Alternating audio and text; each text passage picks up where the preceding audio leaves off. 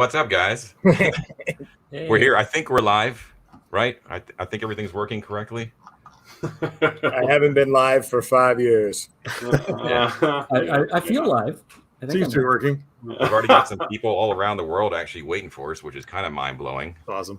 So if any of you folks want to let us know that our audio is okay, that we're actually streaming okay, and we're all here, that'd be great. Because this is our first time doing this, so forgive us if we make a bunch of stupid errors. We're all the vision of tech savviness too. So. Yeah, which is right. Yeah. We got a confirmation, so we're good to go. All right. Yeah, we got Yay, technology. Zach. What's going on? Good to see you. Hi, everybody. Wow. Kuala Lumpur, that's amazing. That's Yeah. Yeah, we got Malaysia here. Like, what are you doing up? Good Lord. What time is it there? That's crazy. Yeah, okay. So we got Staten Island, Connecticut. That all stands to reason. That's good. Virginia, Atlanta. But we got Shellback Bo over in Tokyo again. Wow. Welcome. California. Yeah, welcome everybody. Yeah, that's really pretty cool turnout from the beginning. So hopefully we can kind of keep track of things. We're not really sure how this is going to work out, but Hey, our official Bard is on. oh yeah, Oh, there he is. There you go. yeah. All right. The Connecticut poet. He'll get the first comment because he is the bard of the channel. All right.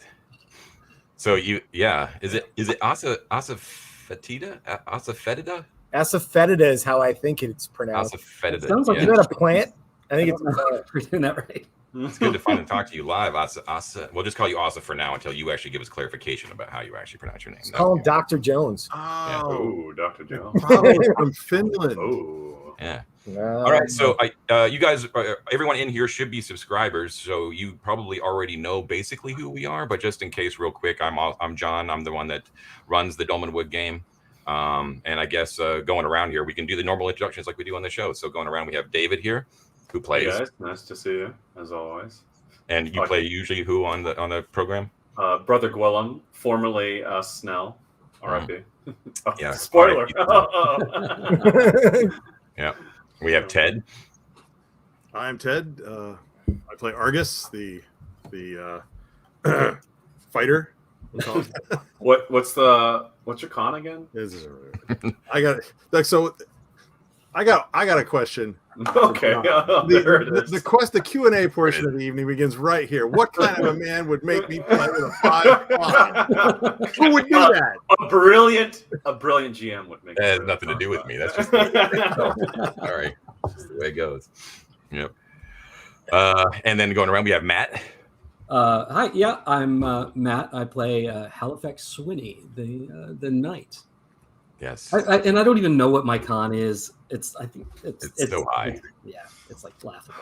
Nothing you really ever need to really worry about. Yeah. Oh. AC like 36. This guy. Yeah, something like that. Pretty much.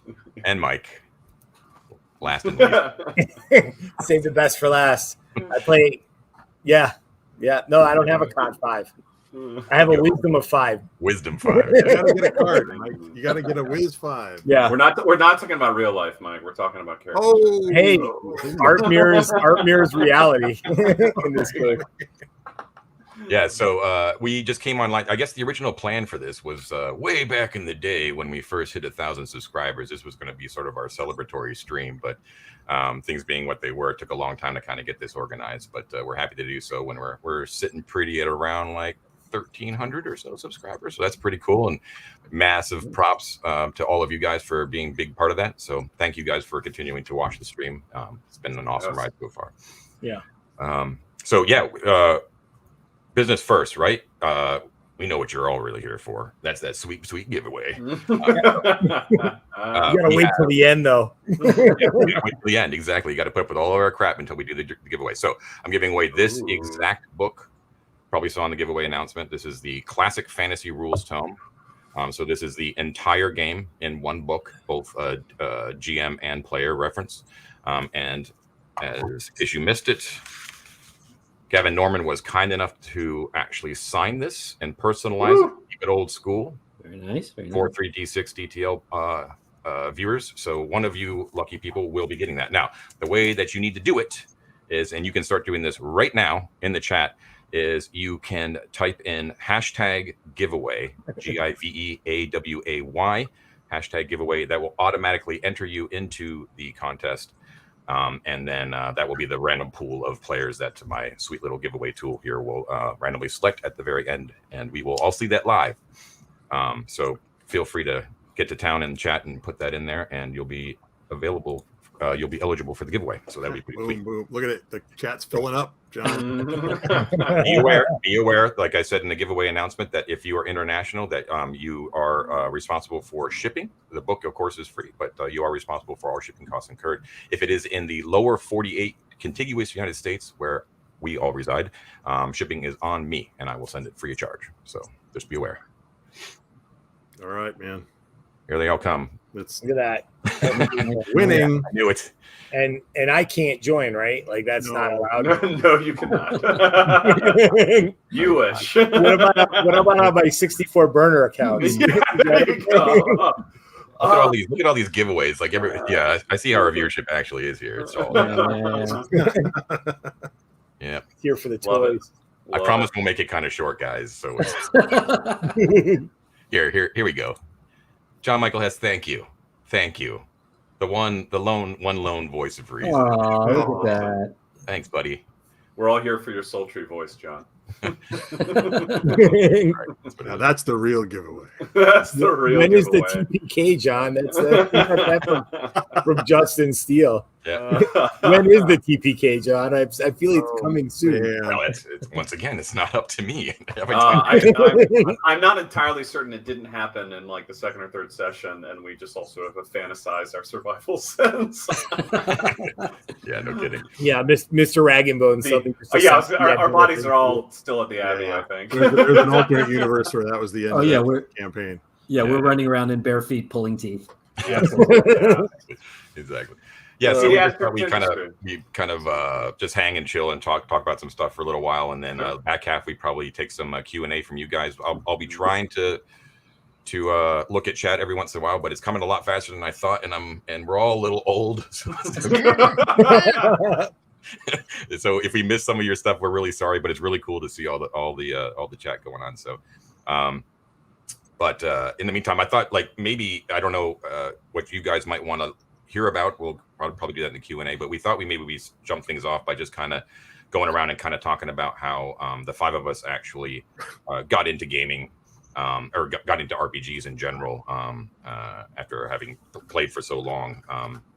And I think it's kind of interesting just because we all, even though we've all been playing together for a long time, we ourselves all came from pretty vastly different circumstances as far as like what our influences was and what brought us into gaming. And I know that everyone out there as well also usually has like a very unique story as to what brought you into the games in general. So I guess I'll start it off if that's cool. You're gonna maybe go backwards around the horn. I don't know. Age before beauty, John. Well, back in the day, I was introduced to it in 6th grade when I was like 11 years old, and it was D&D. Of course, was the first thing that brought it. But like a neighbor moved in up the street and told me about it. I was already reading like children's fantasy, like the Oz books and things like that. He threw Dragons of Autumn Twilight at me, and basically the rest was history after that. But my very first product, the game that he taught me on, and then I taught my friends on, was the Menser Red box, the Beckme Red Basic Rules box, and that's what brought me on. And I have never ceased to play D&D since that point. I've never had like an extended break. Like the longest I had was like grad school, I think, but even that was like a matter of months, maybe. But I've played every edition through that, and of course, dozens of other role-playing games for a long time.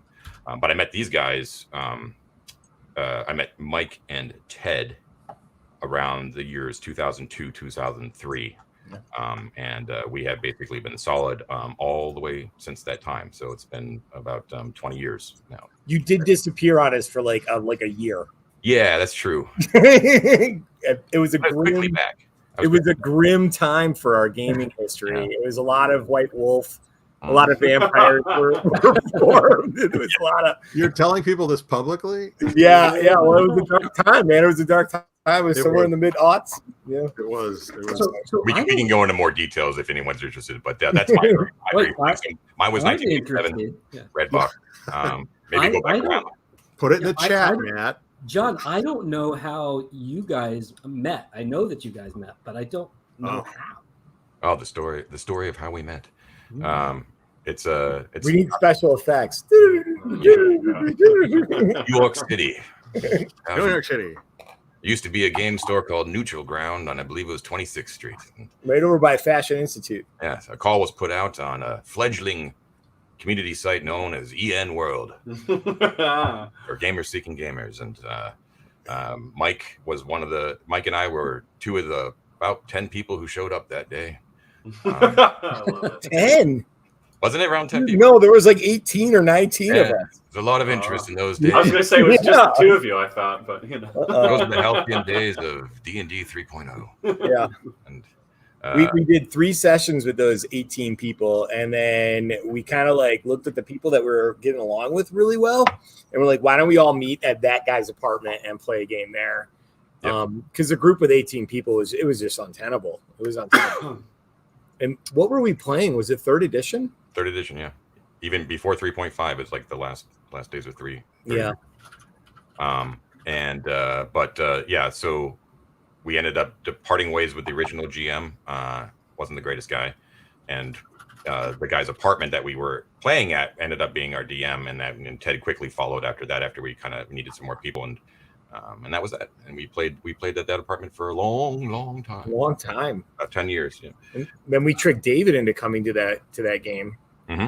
Conned man, Yeah, you were at that apartment. Yeah, A couple of times, right? I started with Mage. I mean, I can talk about it more when we get to, we can just go with it. Yeah,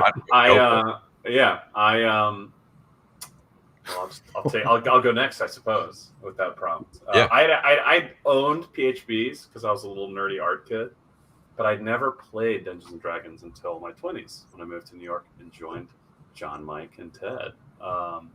Prior to that, I'd done Warhammer miniatures that really got the old painting thing started. Obviously read a lot of Dragonlance like these guys. And I would say like the closest approximation to actually playing D&D would be me playing a lot of the Infinity Engine games. You know, Baldur's Gate, Icewind Dale, Planescape, all that sort of stuff.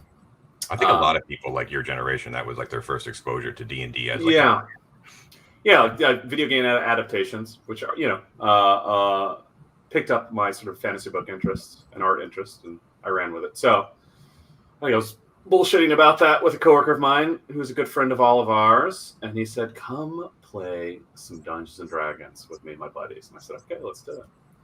And so, we started with Mage, I believe, which was wild. Was that the one when we were doing that weird rolling campaign we were trying to do? Yeah. It might have been. Yeah, I think so. So we did Mage. Would take like a short mini arc. Our character would step out for the arc, and then whoever had run previously would step in with their character. Yep. We got through like what, 3 of them? We at least did. Yeah, we did Josh's and we did mine. And I did one. And you did one, Which was an interesting comment in here from Chaggy, who said that they originally got in video games, Pool of Radiance, which was an amazing game, like amazing. Yeah. I used to sneak over to my Amiga house and play on his Commodore, and it was just like, what have you been doing all day? Nothing. My eyes would be bloodshot. I'd be like going down the hallways. But I think that's common for a lot of people. A lot of people start out in video games and then migrate to the pen and paper. Sure. Yeah. It makes sense. Yeah. For me, it was all about just the eternal quest to find a machine that could run the SSI D&D games. Seriously. Of course. All those. Yeah, Goldbox, indeed. I went deep on returning to all of the classics I'd missed when they first came out, for sure. Lots of good stuff. So we ended up playing Mage, and then we eventually started a the longest of my life. Maybe will be forever the longest of my life. Pathfinder campaign that John ran, which is really an opus of an experience. Oh my god, it was fucking sick. Stories could go on forever, but needless to say, like I was hooked. Right, that was 2 years long, maybe 3. I think it was closer to 3. Yeah, it was 3 straight years, which is just a lot of playing almost weekly. Which was I don't know. Anyone who plays TTRPGs will know that scheduling is the hardest part of the process. So the fact that we pulled that up, it was very impressive. Yeah, we were sort of revitalized when we moved the game to my apartment. I think we were all like really gung ho about it. And we kind of started fresh with a new game, and we had burnt out a little bit on the games we were playing. 4th edition had, even though we gave it a go, had sort of lost its luster. Yeah. But we gave it a fair shake. And we were kind of, so I sort of married. I just took basically 3.5 Ebron and adjusted it slightly for Pathfinder, which is, of course, as everyone knows, is basically a 3.75 D&D. So it wasn't that difficult, but a very fun campaign. Yeah. Matt, yours is the most unique, I think. Yes, I'm the baby. I'm the baby of the group. Couldn't you tell? When did I join? It was like, what, 2 years ago? This I think it was. It went by so fast. Yes. Did we bring you in during the pandemic, Matt? I think it was like right before. I think it was right before. I believe. Okay, so right before 2.5, 3 years at this point. And I mean, I'm new to the group. I'm relatively new to tabletop gaming. Even like I brought it. Nice, you brought it. Sweet. For my 11th birthday, I got this. Yes. From my mom. This is in suburban Texas, right, where that's demonic. Right? Yeah. And this was in 1979. And my mom was like, "Hey, you're a creative kid. Here, have this." And I opened that thing up, and this thing was in there. Yes. And I'm like, "What do I do with that?" I don't. I was expecting like kind of Monopoly with dragons in it. And I started reading this book, and no clue. I didn't know anybody else who played. I didn't have any clue. And so I kind of like read it and read some books. I'm like, I don't know how to do this. Oh, it's time for football practice. And so I ran off and played football. I didn't have any nerds.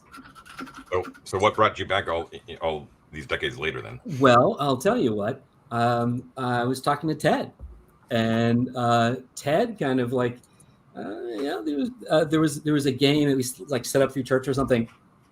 And I finally got a chance to play. And this was 5th edition. And so much fun. It was like instantly I started just like playing. West marches. I did some West marches, like individual games and stuff. And just bit the hook big time. So I made up for like 40 years worth of waiting as quickly as I could.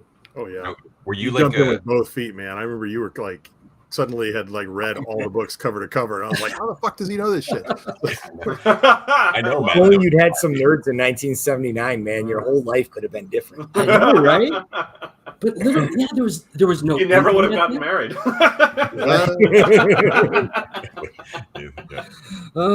Probably. Were you still like a nerdy kid though, like growing up? Like, were you into fantasy and sci-fi and stuff like that? Oh yeah. I was reading all that and doing all the sci-fi. I was a big comic book collector and all that stuff. So like I definitely was nerdy, but I was like the nerdiest jock, I guess. Yeah. On the football team. Yeah. That's just what you did. You were the nerd that all of us wanted to be. There you go. But you guys got to play. I never got to play. Yeah. I envy that too. The amount of time just had at that age. Oh, if I could capture it. Right? Yeah. Yeah. And the idea of just playing for like 10 hours straight, I just dream about. You know what I mean? Yeah, because there's nothing else to do. You got nothing else to do. Good times, man. So many times did my friends and I like do like a Friday night sleepover at one of my buddies' houses, all in the basement, all playing. We didn't play D&D. We played Warhammer fantasy role play, but we would just wake up like 6 hours later with a fistful of like gummy bears passed out like in the basement, and then just crawl up the stairs and go home and like gone. That's pretty much word for word mine too. So yeah, leading into yours, Mike. So your first exposure was D&D, but you mostly played Warhammer when you were a kid, right? Yeah. So like, I think I said this in the chat. So if I'm repeating myself, forgive me. My oldest sister, who's like 5 years older than me, and like 85 or 86, got the red box. The basic red box. She'd asked for it for Christmas. I had never even heard of D&D before, but she got it. She opens it. She looks at it. She opens the book. She puts it back in the box. She whips it under the tree. I just ganked it right there. I was like, I started out as a thief and I never stopped. So like, I just took that thing to my room and I just read it and went through like the solo adventure in that red box where you get eaten by the rust monster like a half a dozen times. Does anyone remember that? You start out as like the fighter. Yeah. You go into the cavern. The rust monster eats your armor. You're like, son of a bitch, you know.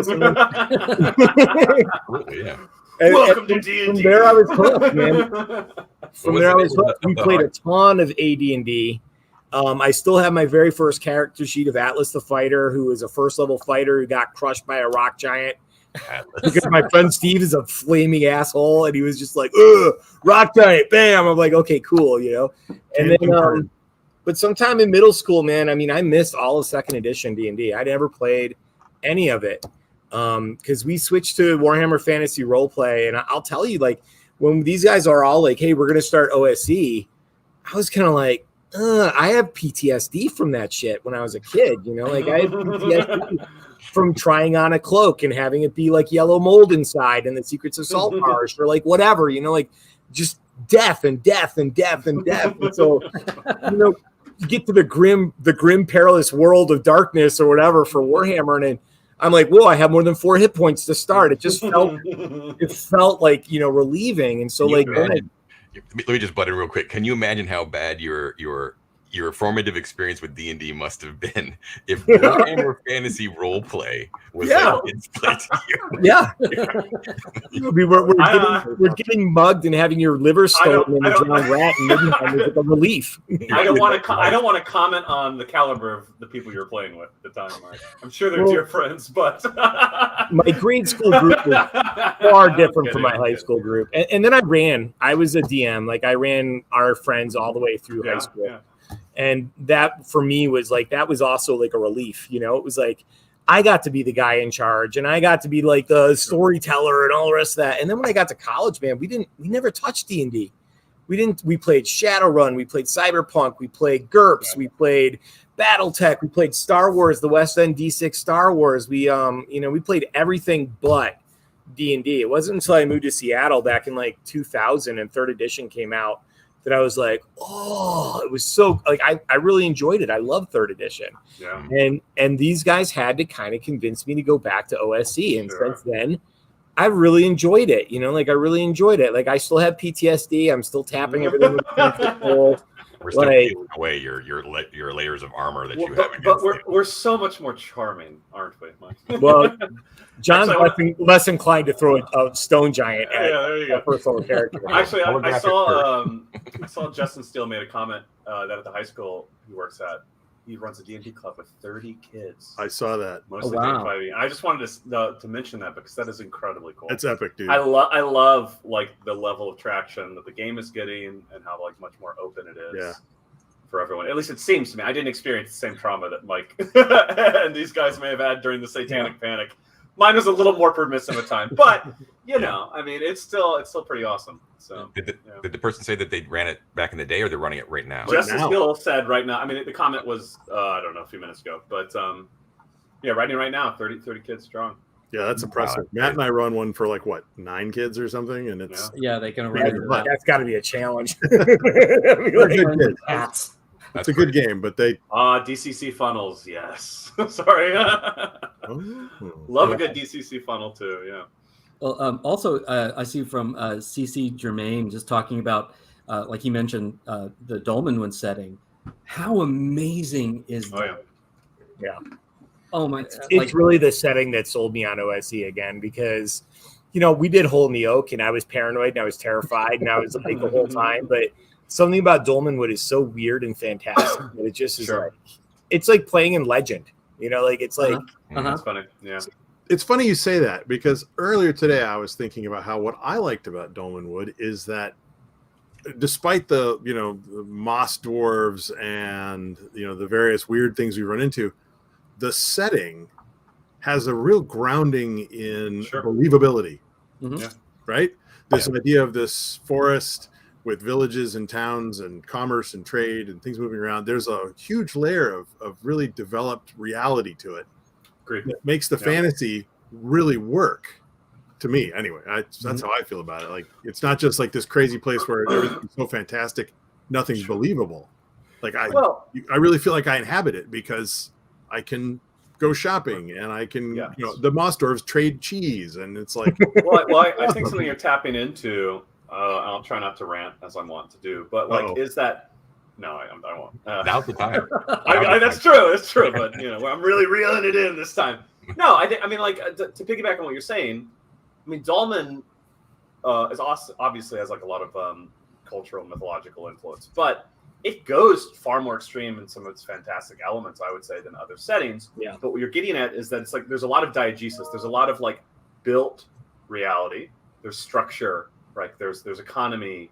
There's sort of culture. All these sorts of things that, like, as a player, position you in like a space, not necessarily exclusively in a narrative. Does that make sense? Yeah. And in so doing, I think it gives a lot of like ability to spring out into wild places, because you can always recenter into that, that's what structure. I'm talking about, David. Yes. And I think the fantastical, when it's attached to a narrative and you don't have a sense of that base, can feel like flighty, right? Yeah. You can't return to sort of a grounding.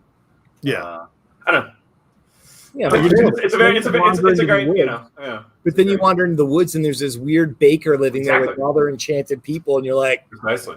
That's believable. That's why it works. Wow. Like, whoa. Think of all the fairy tales we've heard, though, that we grew up with. We're kind of used to them. They're grounded in reality in the sense that we've known them our whole lives. Stories like that. Yeah. And in a way, like, also, sorry, John, dude, go ahead.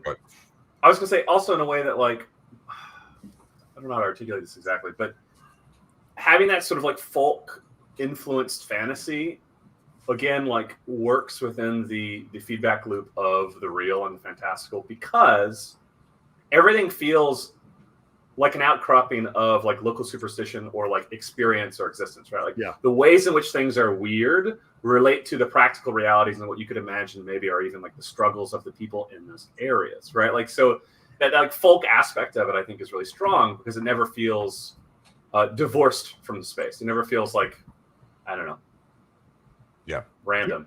Man, for lack of a better word. Yeah. Shellback Bo just makes a comment that just it strikes me hard, because the settings that you love the most, sometimes you're forced to GM them, and it's almost a battle about whether or not it's better to be the GM in that setting and have that. You either love GMing or you don't, right? Like, sometimes I want to play a game so bad I'll run it, and then you still get that itch scratch, but it's not quite the same, right? Sure. Yeah. I'm glad, though, like it all ties into like how superior of a product that we're probably going to be seeing whenever Dolmen would actually hit shelves. Sure. I am, of course, it's my personal bias too. Like, I much prefer GMing than I do playing. But I'm so happy that I'm actually able to GM this particular product because of how it's actually presented. Yes. And it just makes it a breeze. I know that, and it's awesome that all of you guys have commented in the videos about, like, how great of a GM I am. But a lot of that, a lot of what seems easy on the screen is because of with the tools that Gavin has provided for me in those PDFs. Yes.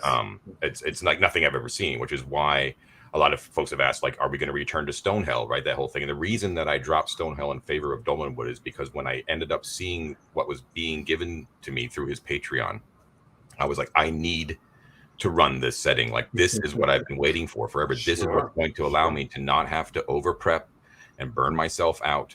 It's all just, it's just. I have a question in that. Sorry, go ahead, John. Oh, go ahead. Yeah. That's it. No, Chase Calloway has the same question. Well, I want to ask it to lead into Chase's question. so Chase has a great question here. I want to link what Mike was talking about, though, with the sort of like friction of really loving a setting or a game and wanting to be a part of it and be sort of surprised by it, you might even say, and then running it and not always experiencing that surprise, that emergence.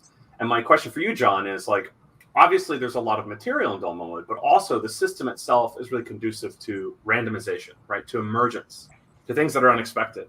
Yeah. And I'm curious if that then allows you to experience the setting with novelty and surprise as well, right? Like, as if you are, on the player side. And then I think Chase follows up with that with a great question as well. We have we've talked about this in private as well, that one of the big joys that I'm having in playing the game is that it surprises me just as much as it surprises you. And I've always heard the theory talk about OSR play in that regard about emergent storylines, and it always sounded good on paper. But I'm like, I don't know if I'm that good of a GM in order to be able to do that, to be able to kind of do that on the spot. But that's what the Dolmen material allows you as a GM to do, even if you're like a beginner GM. I think is that it gives you enough that whenever the players, if you just let the players do whatever is natural, that you can then respond in kind. David and I had a long conversation on Discord many months ago about I think a lot of folks in traditional or modern role-playing games, where the basic, David, you're going to have better terms for this than me, but the basic dynamic is basically that the GM sets up the situation, and then the players respond to what the GM is giving them, right? So it's always a reaction by the players. The players are being reactionary to what the GM is doing. And what this is different, at least it's what I'm trying to do, and I still fall back into the old way numerous times. Of course, it's natural. That the GM, responds to what the players do. And I think that is the key to emergent storyline, to emergent play, is that you let the players drive the narrative and you just react. You let the world react naturally to what the players do. So therefore, they're always the central focus as a protagonist. And you just let the factions in the world sort of react naturally to that. Before David waxes on, I just want to, when I ran my Warhammer game in high school, I just let the players set the tone for everything. I feel like because we all came from first edition, that was more natural for them. They all had characters. They all had like their agenda. And I just set the game in Middenheim and just let them get screwed over and over. Yeah. You go mess with that pimp over there because you want to take over his pimp business. Guess what happens? or whatever it was. Yeah. And but you can wipe your hands. 4 years where I didn't plan a session. Like I just reacted to them, and it was amazing. Sure. It's again, I'm going to restrain because I could go on forever, but I'll say that I think we're touching on a really like nuanced aspect to playing and running role-playing games in the ways that like systems do or do not encourage expectations, right? Like I suspect, depending on the generation of D&D or other RPGs that you're entered into the hobby with, some of us may have been primed to certain expectations. And as like a GM, sometimes that manifests as like a lot of pressure, right? To be perfect, to write like an epic story, to always have the snappiest and best response to your players, right? Et cetera, et cetera, et cetera. And what I found sometimes is people who have no experience with the hobby at all won't come with those expectations and will just do and ask questions. And if you allow them to, and you don't stress yourself out about it, you end up getting a lot of fuel as someone running the game. I ran a little bit of Ben Milton's Knave. I think it's good at that as well. Great. But, at the same time, if you've been playing for 30 years, sometimes you have to detrain yourself a little bit from those expectations, I imagine. Yeah. I mean, and that doesn't mean there's a right and a wrong way to play. It just means that there are more modes than we're necessarily always familiar with, right? Right. Right. I don't know. Would you agree with that, John? I just want to do a shout out for my buddy Pat, who was in my Patrick. He was in my high school Warhammer group. that dude lost a hand. Now the Warhammer rules were really funny. They had the death and dismemberment like Dolmen would does, and the dude lost his hand to a beggar with a club. So amazing. Good times. Yeah, anyway, hey Pat. Anyway, yeah. I mean, like I don't know. How do you feel about that, Mike, John? I mean, everyone. I think getting used to as players or running the game. Like, did you feel like you had some like old habits that you revisited, or did you have any like sort of like new revelations? Well, et cetera, et cetera. With style. What I found, and I still do. I mean, because it's still out there, is I do, and sometimes I think it's okay. Is I drop like quest hooks, right? Very video gamey sort of trope, Yeah, the people with the exclamation point over their head. Yeah, exactly. Now that is the by the book definition of basically the players responding to the GM, right? It's like, would you guys just be standing around idling until you actually saw the question mark over the person's head?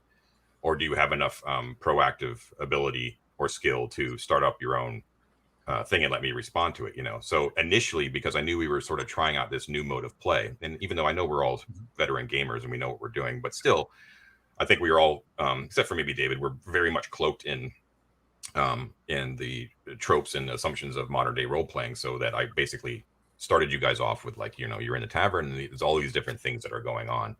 Pick one, and go with it.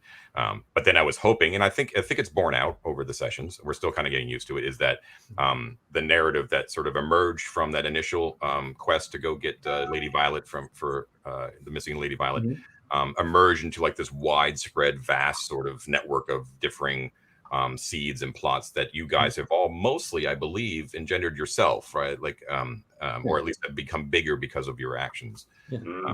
So I want to hear from Matt though on the transition from like 5e to like OSE. Oh yeah, started.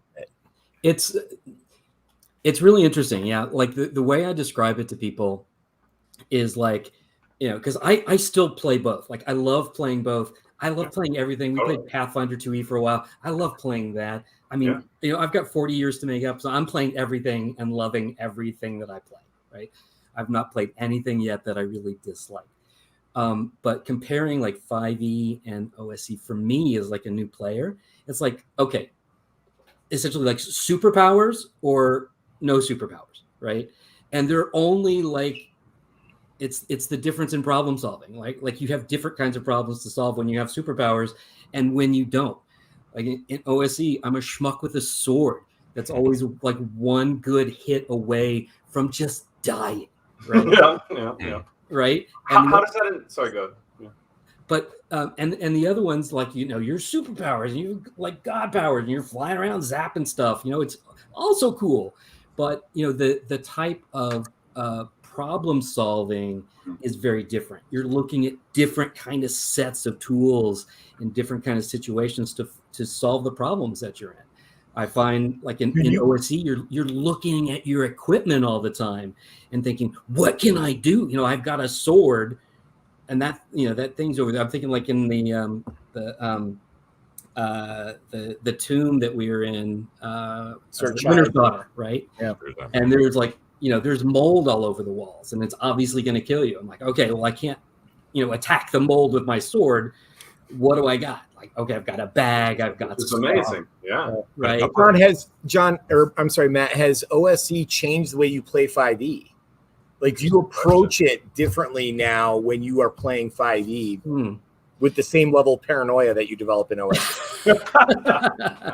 We call that creativity, Mike. Creativity. Because I think it's fair to say that 5e made it hard to get back into OSE for me, because I kept looking at my character going, I can't fucking do anything. Yeah, what the hell? And it took a while to like reset that gear. Well, Matt, let me set the scene for you to answer that question this way. Like, if we actually take that example of like the moldy walls, right, and you had to use your own brain, the player's brain, in order to sort of attack that problem and solve it, would you, if you had to play that game in 5e, would you have just said, "Can I roll a nature check"? Okay, so this is interesting, and the two do inform each other. I, as a player in 5e, I've always hated that, right?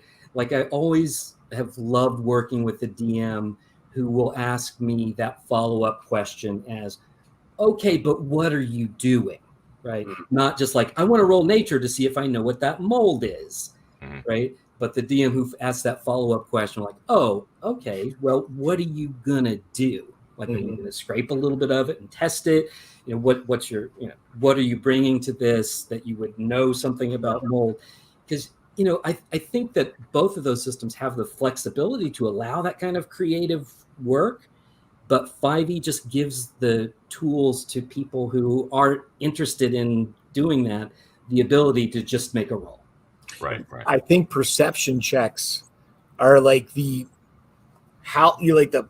acme of that 5e kind of like, yeah, exactly, John. They're kind of like do I see something? Like, unroll a perception check. It's like, man, when you play OSE, you're tapping things with your pole. You're like throwing a torch into the room so you can see. So, yeah, go ahead, dude. No, I love what you're saying, because I think this gets again to this like permissive versus sort of agency forward style of play, and how literally your inventory can be a microcosm of play psychology, right? Like the constraint of what your character can do on their sheet or what they have in their bag, right, or the 10-foot pole, et cetera, et cetera, et cetera, or the deficit of a perception check mean that you, Mike, are going to be, well, what can I do, right? Or Ted, what can I do? And if you're in an environment with other people where you feel like comfortable enough to then give that thought a shakeout, you end up coming up with really cool shit, right? You just do. I mean, and that's what's so exciting, because I feel like that first moment when you do that and it works out, it sort of turns the thinking, right? That's what got my gear clicked over. Yeah. It made me remember what I loved about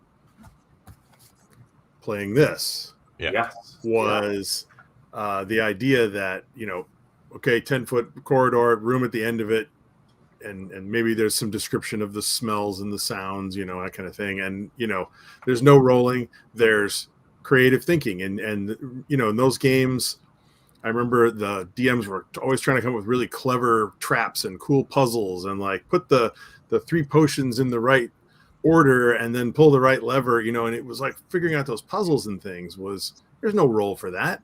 And if you did roll for that, there would be no fun at all in it. None at all. Mm-hmm. And so I don't remember exactly what moment it was, but I think Matt's probably right. It was probably in Winter's Daughter, somewhere in there. That's when I felt like, oh, yeah. That's what I loved about these games. And I kind of came around to, 40 years later, remembering what I'd loved about it as a 9-year-old kid. Absolutely. And, that and getting my ass kicked by a slug, whatever. Well, and I think, to use a flimsy analogy. Go ahead. I want to pass the baton too, but to summarize that, because I think everything you're saying makes so much sense, Ted. It's like, yeah, how can I describe it? Like, if you have levers of play, a common trope, right, and like gaming, right, a very skill or character sheet oriented system will tell you that you have, or to use perception again, right? Yep. Will tell you to proffer a roll. And in a way, the reward for a good roll is the GM pulling a curtain and there's a lever behind it for you to pull them, right? And if you're in an OSE type system or an OSR, et cetera, the lever is there in your brain and you pull it and the GM then says, oh, that's an interesting lever, right? I can pan out, or it was. Until you, you're dead now. But and then the table extrapolates, or the GM extrapolates, and some combination will occur there, right? And that's a really interesting shared phenomena that also kind of builds trust a little bit, because then all of a sudden it's like, Ted, that was a really interesting idea. John, that makes a lot of sense, right? You are responding to this idea Ted had in a really validating way, because it makes sense, and now we're all really excited about what just happened. Yeah. I don't know. That's super fun for me. When Mike figured out how to, I think it was Mike with the slab and the floating goo. Yeah, that was awesome. That was exactly the kind of crazy creativity that this game should reward and should make possible. And I should note too, and you guys might know this, but that there is no accommodation for that sort of use creativity in the module itself. I figured there shouldn't be. I wouldn't want there to be, but the fact that Mike forced me to react because of his creativity was it was like a delight. It was really cool. Yeah. And it surprised me. Look at R. Jones' comment. I think that is key. Yes, I honestly think you're 100% right. Not just 5e. Let's just broaden it out to a lot of role-playing games right now. Focus on min-maxing, and anytime where you take away the random element of character creation, you are allowing players to create a build that will maximize certain abilities and minimize certain deficiencies. Yeah, and I think that's I don't think that's a bad thing. Just to be said, Mike, that's your whole MO, man. I love hearing this from Mike. The conversations that Mike and I have had privately. Oh my god, I am a power gamer. I am a power gamer from old school. I'm a power gamer since. If I could have power gamer since 1986, I would have that on a t-shirt. Love it. It's in my opinion, it is fine to be a power gamer with games that are expressly designed to be that way. Obviously. But what I don't like oftentimes though is with the modern editions of D&D and stuff is that they're disingenuous about it. They present themselves as being calling back to the old days or what D&D actually meant back in the day. And I'm not phrasing correctly, but I agree, John. I agree. But like, to Matt's point, like you can definitely like approach a problem in 5e the same way that you do in OSR and kind of use your player skill to do things. But I find in most cases that whenever the more stats and mechanics and skills and things on your character sheet that you have to look at, the more limiting, the more. What am I missing? Sorry, no. John, I'm enjoying what you're saying, but it was a very good comment. Brown-ass comment. Give me the comment so I can put it up. Where is it? Brown-ass. Nothing better than a power game with no level 2 skill. Thank you. Thank you. This guy gets the book. I don't give a shit about your bullshit giveaway. This guy gets the book. I am a 3rd level wizard with an AC of 9 and like 11 hit points, and I don't get a 2nd level spell until I go and rest one from the forest of Dolmenwood. That's actually ties into a little bit what I'm talking about, though. Is that there's this misconception about for magic users in general, that it's like you've got no 2nd level spells and you've only got a couple things to do and all that sort of stuff. But those spells are way more powerful in the early editions.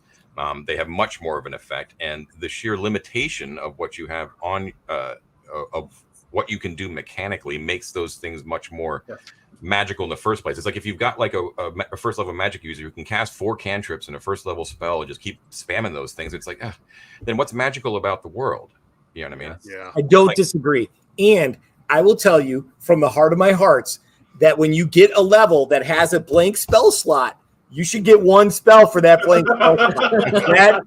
That is a great rule, and it should be implemented immediately because this is crazy. Tyler, thank you. Scrolls, Tyler. You not see the scrolls I'm making? I'm making them. But you can only make 1st level scrolls. Okay, I have some thoughts. But also, does anyone else have some thoughts? Because I keep chiming in. Yeah, no. All right. What's your thoughts? Yeah. No, I think what Mike and John are talking about is funny, and I totally look. To rewind a bit, I think games that incentivize power gaming are games about power gaming, and that does not mean it's not fun. I maximized every wizard I ever played in 3.5, and it was a bunch of fun. But like anytime someone would suggest that I was like a poor gamer for running a totally what am I trying to say? Munchkin, I guess, wizard. It felt unfair because the game rewards that in a really significant way, right? Mm-hmm. So I totally get that, Mike.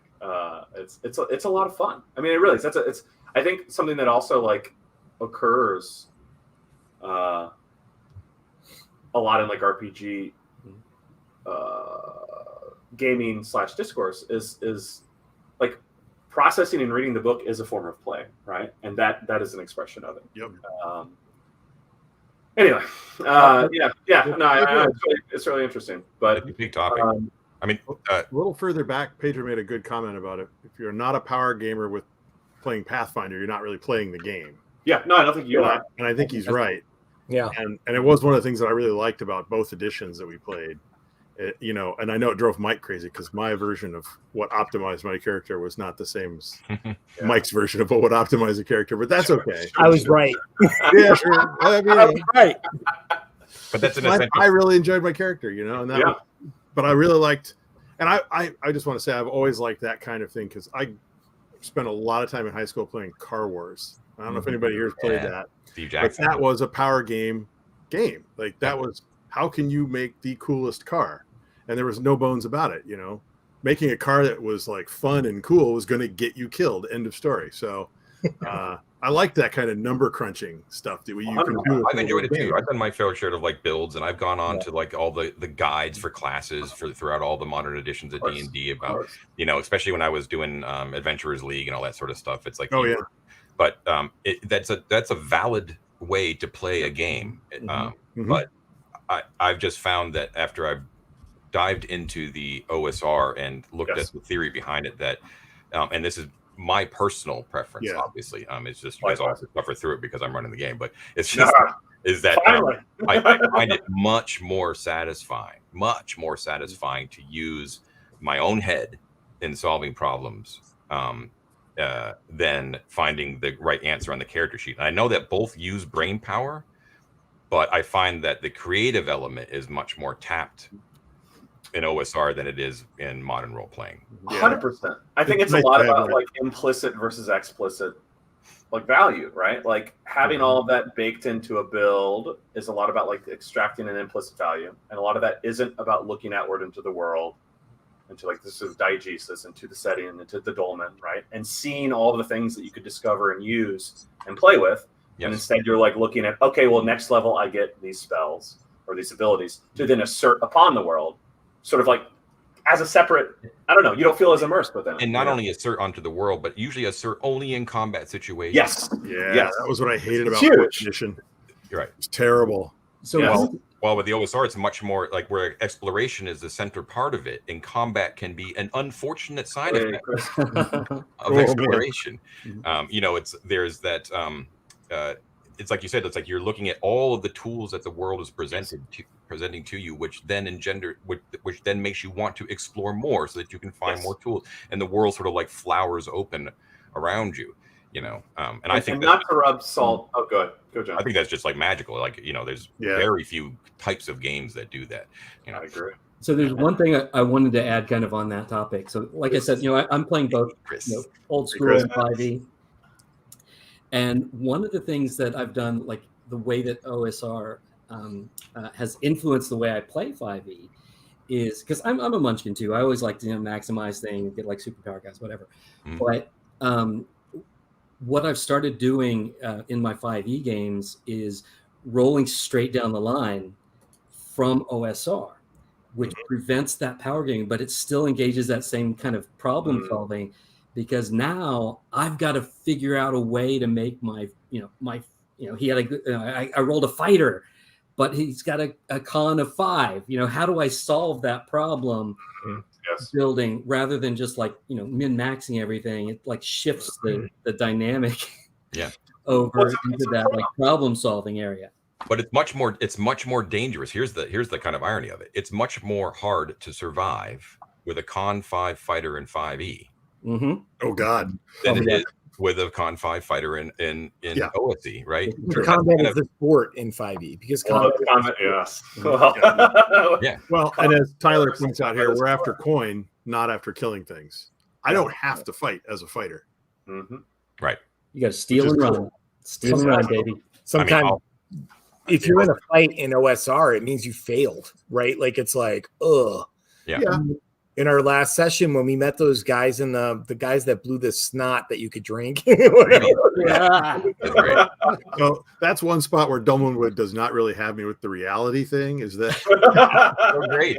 Great. Yeah. But I'm just saying is like if Mike, me, was playing that in Pathfinder 1, 2, or whatever, I'd have been like, you know, Wolverine style, snickety snick. We're gonna go get these guys and get their stuff, right? Like that would. Here I'm like, please don't let me have to fight these 4 shadowy figures in a dark cave that are talking to themselves, because chances are they're going to kill me. Yes, and I think that's part of it. I think that's really interesting. That's cool. I 100% agree, Mike. And I would say like, and this relates to the spell thing as well, right? Like the initial experience of that limitation is, especially if you're migrating from a different system where you've had a lot of permission, a lot of that implicit value, is to feel punished, right? In a weird way, because you don't yet understand that it's a prompt, right? Right. You think it's a restriction. And I think what's really ingenious, if you give it time, is that you go through a few sessions where you go, well, I can't do X, therefore, what can I do? Right. And again, that snowballing occurs. And then I think a few sessions deep, you're in a much more creative headspace. For us, I think it was the Rag and Bones encounter. Yes. Yeah. Was the one that really drove that nail. Now, we've done Hole in the Oak a little bit, like just amongst ourselves. I mean, one thing everyone should know on this chat is that we've been playing online together since I moved like 5 years ago, right? So we just decided to put this thing on YouTube. John did, because for the fun of it. Yeah. This is not our first rodeo doing this stuff just on virtual tabletops.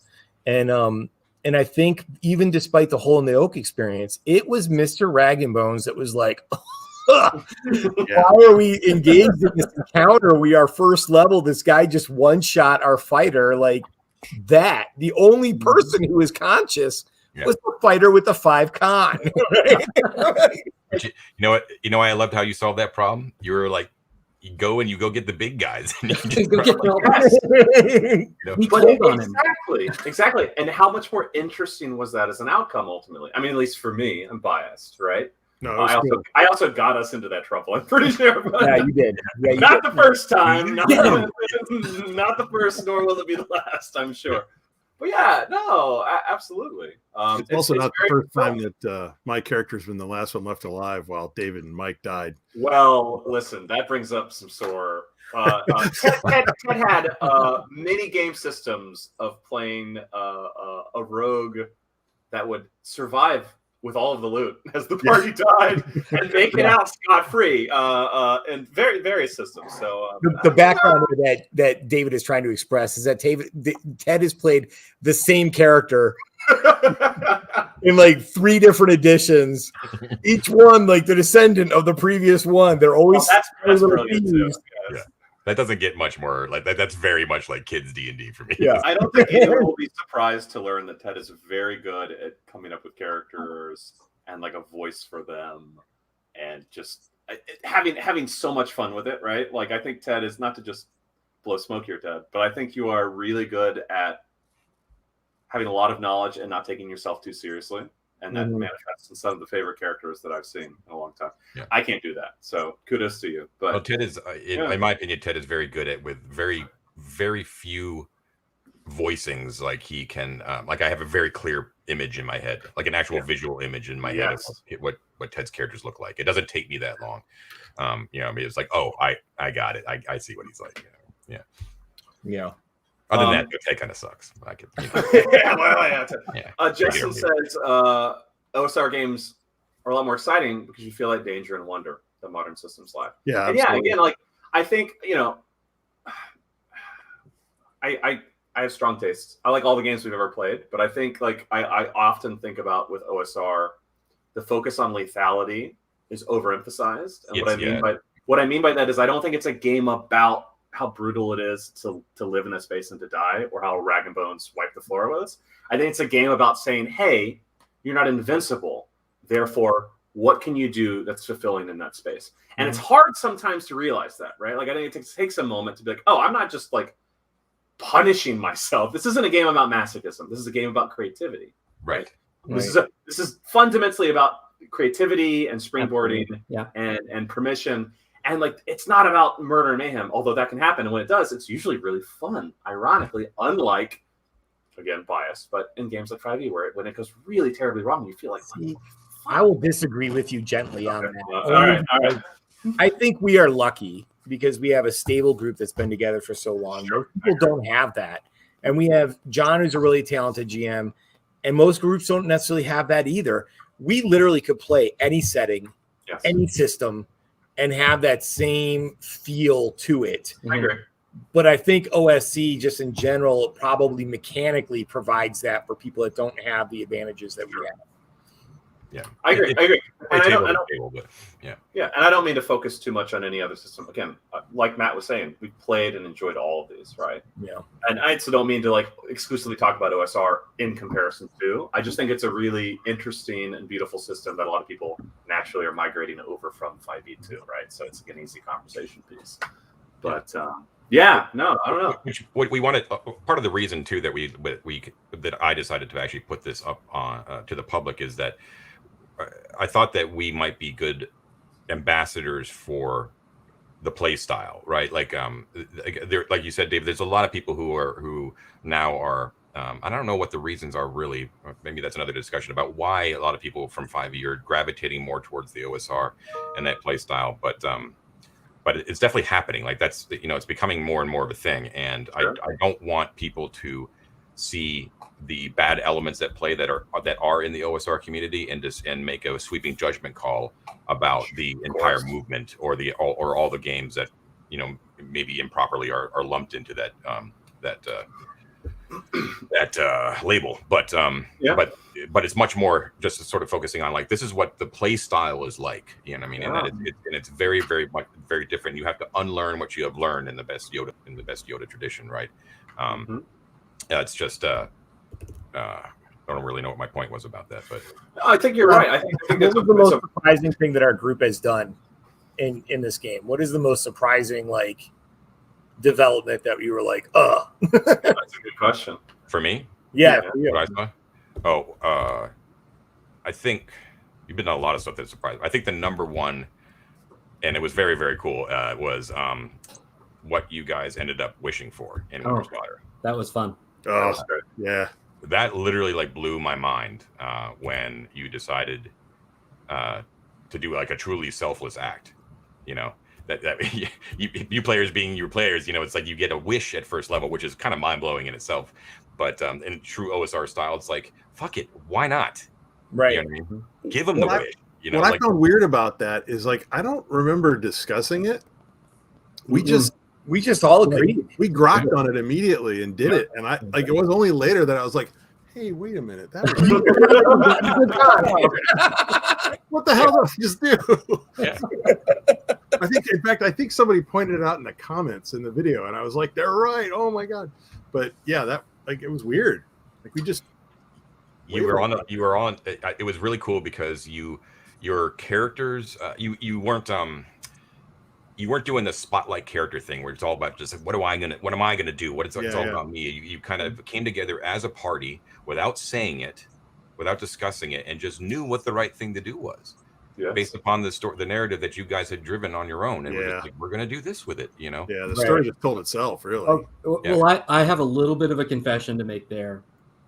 Halifax was totally still trying to get the girl with that wish. Sad. Sad state of affairs, bro. Now, Halifax wanted to do a Freaky Friday with. He's gonna come around. She is gonna come around. That brings me to another thing I'd like to discuss because this has always bothered me. This was my low point of the campaign, actually, and nothing to do with you guys. It was just I rolled it was a random thing on the death and dying chart, and what ended up happening, it was on carousing. I'm sorry, it was on carousing. Halifax went carousing, and he rolled on the chart that he was under the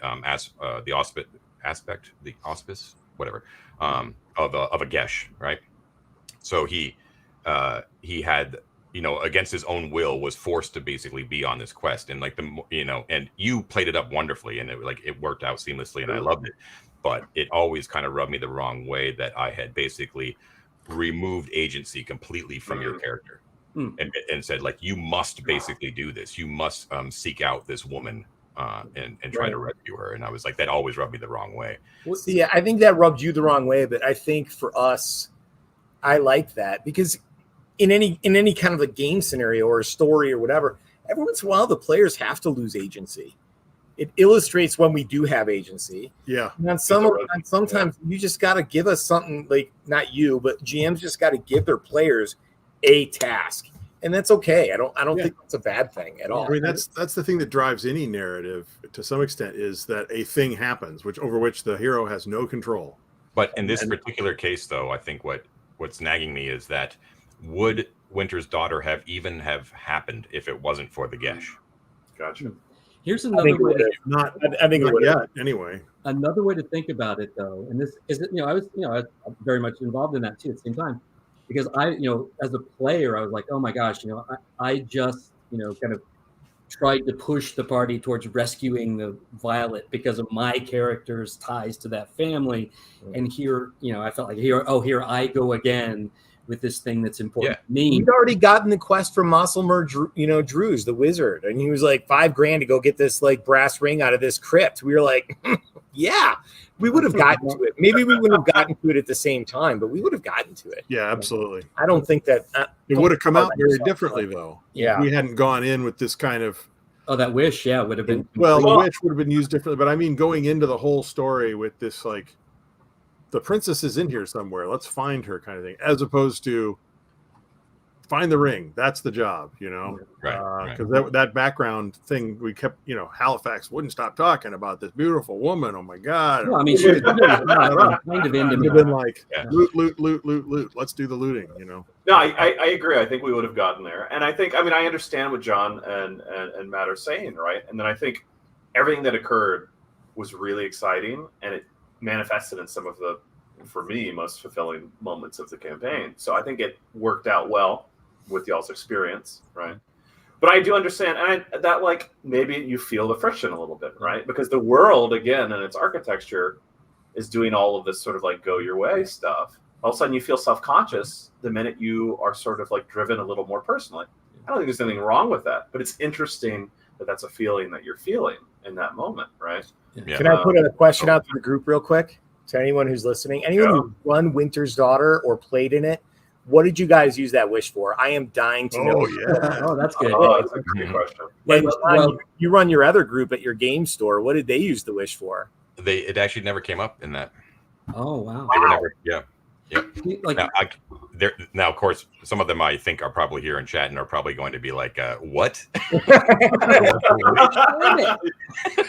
going back to not a wish. And I might be in trouble. I'd love to hear from what other people may have done with that. One last thing I wanted to say, like, I like as a player, I never felt railroaded in that. In particular, I felt Halifax was like really into it because this is a guy who's like trying to be a knight and figure out what that means.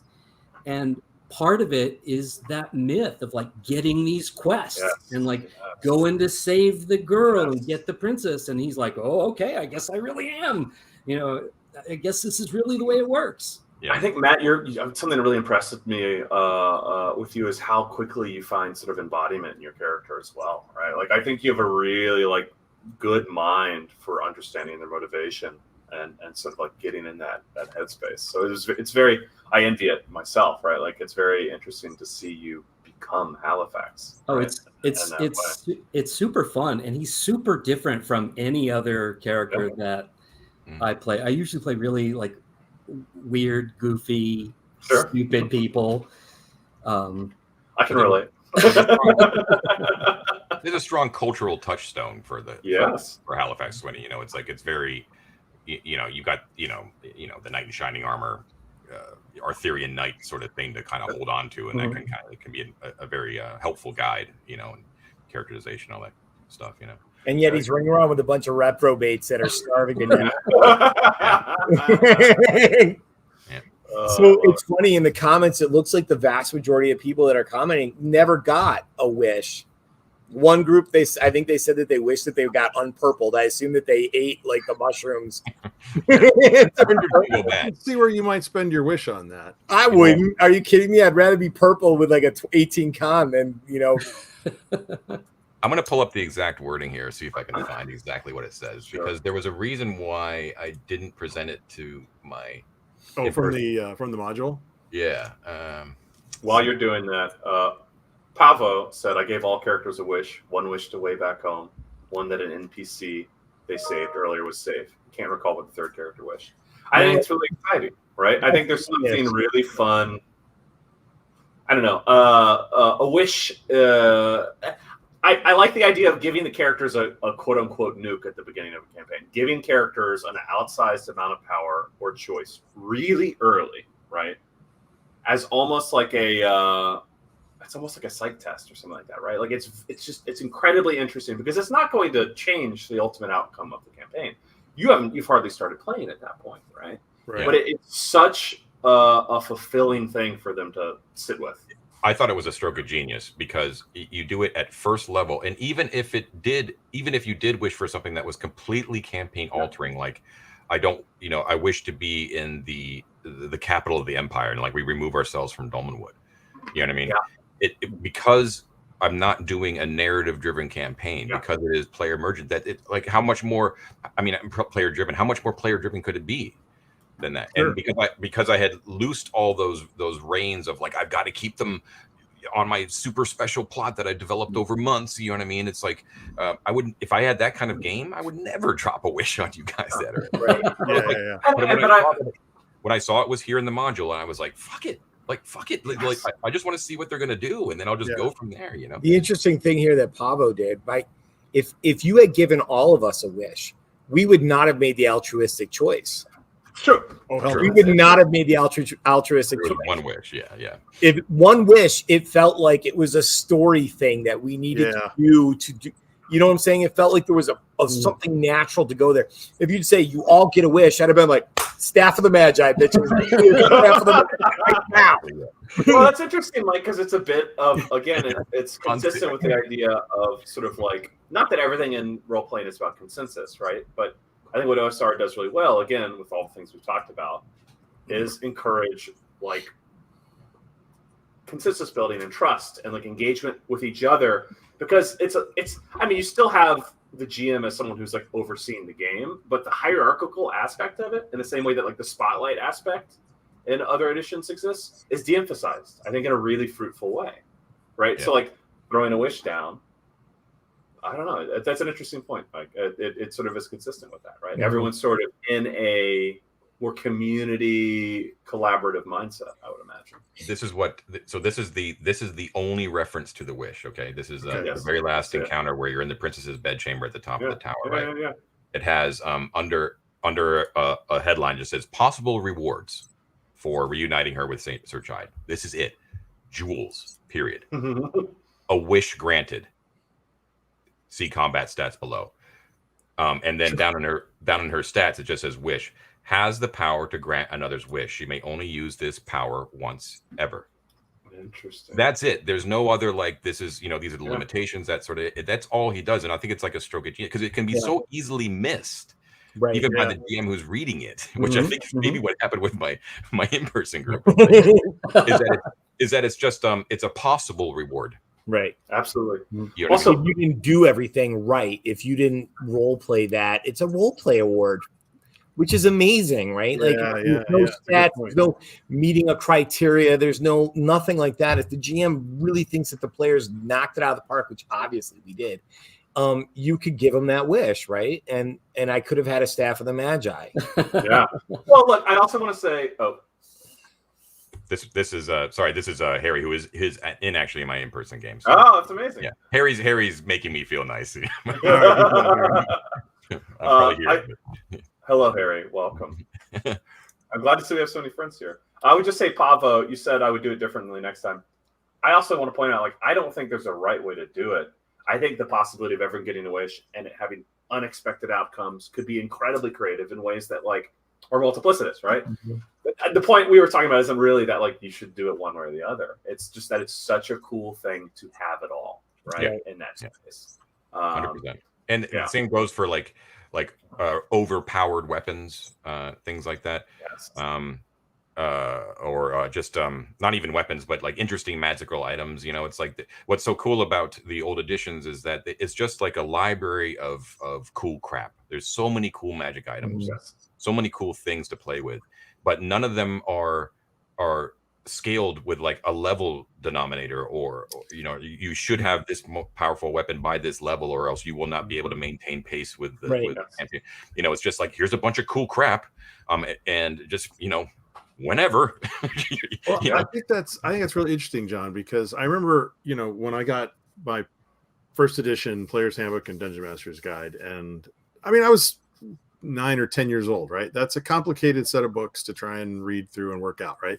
Yeah. And I remember at the time thinking, like what kind of magic item is too powerful to give to somebody? When's a good time for someone to get such thing? Because I had seen what happens when you give a 3rd level character, a Vorpal sword and that kind of thing, right?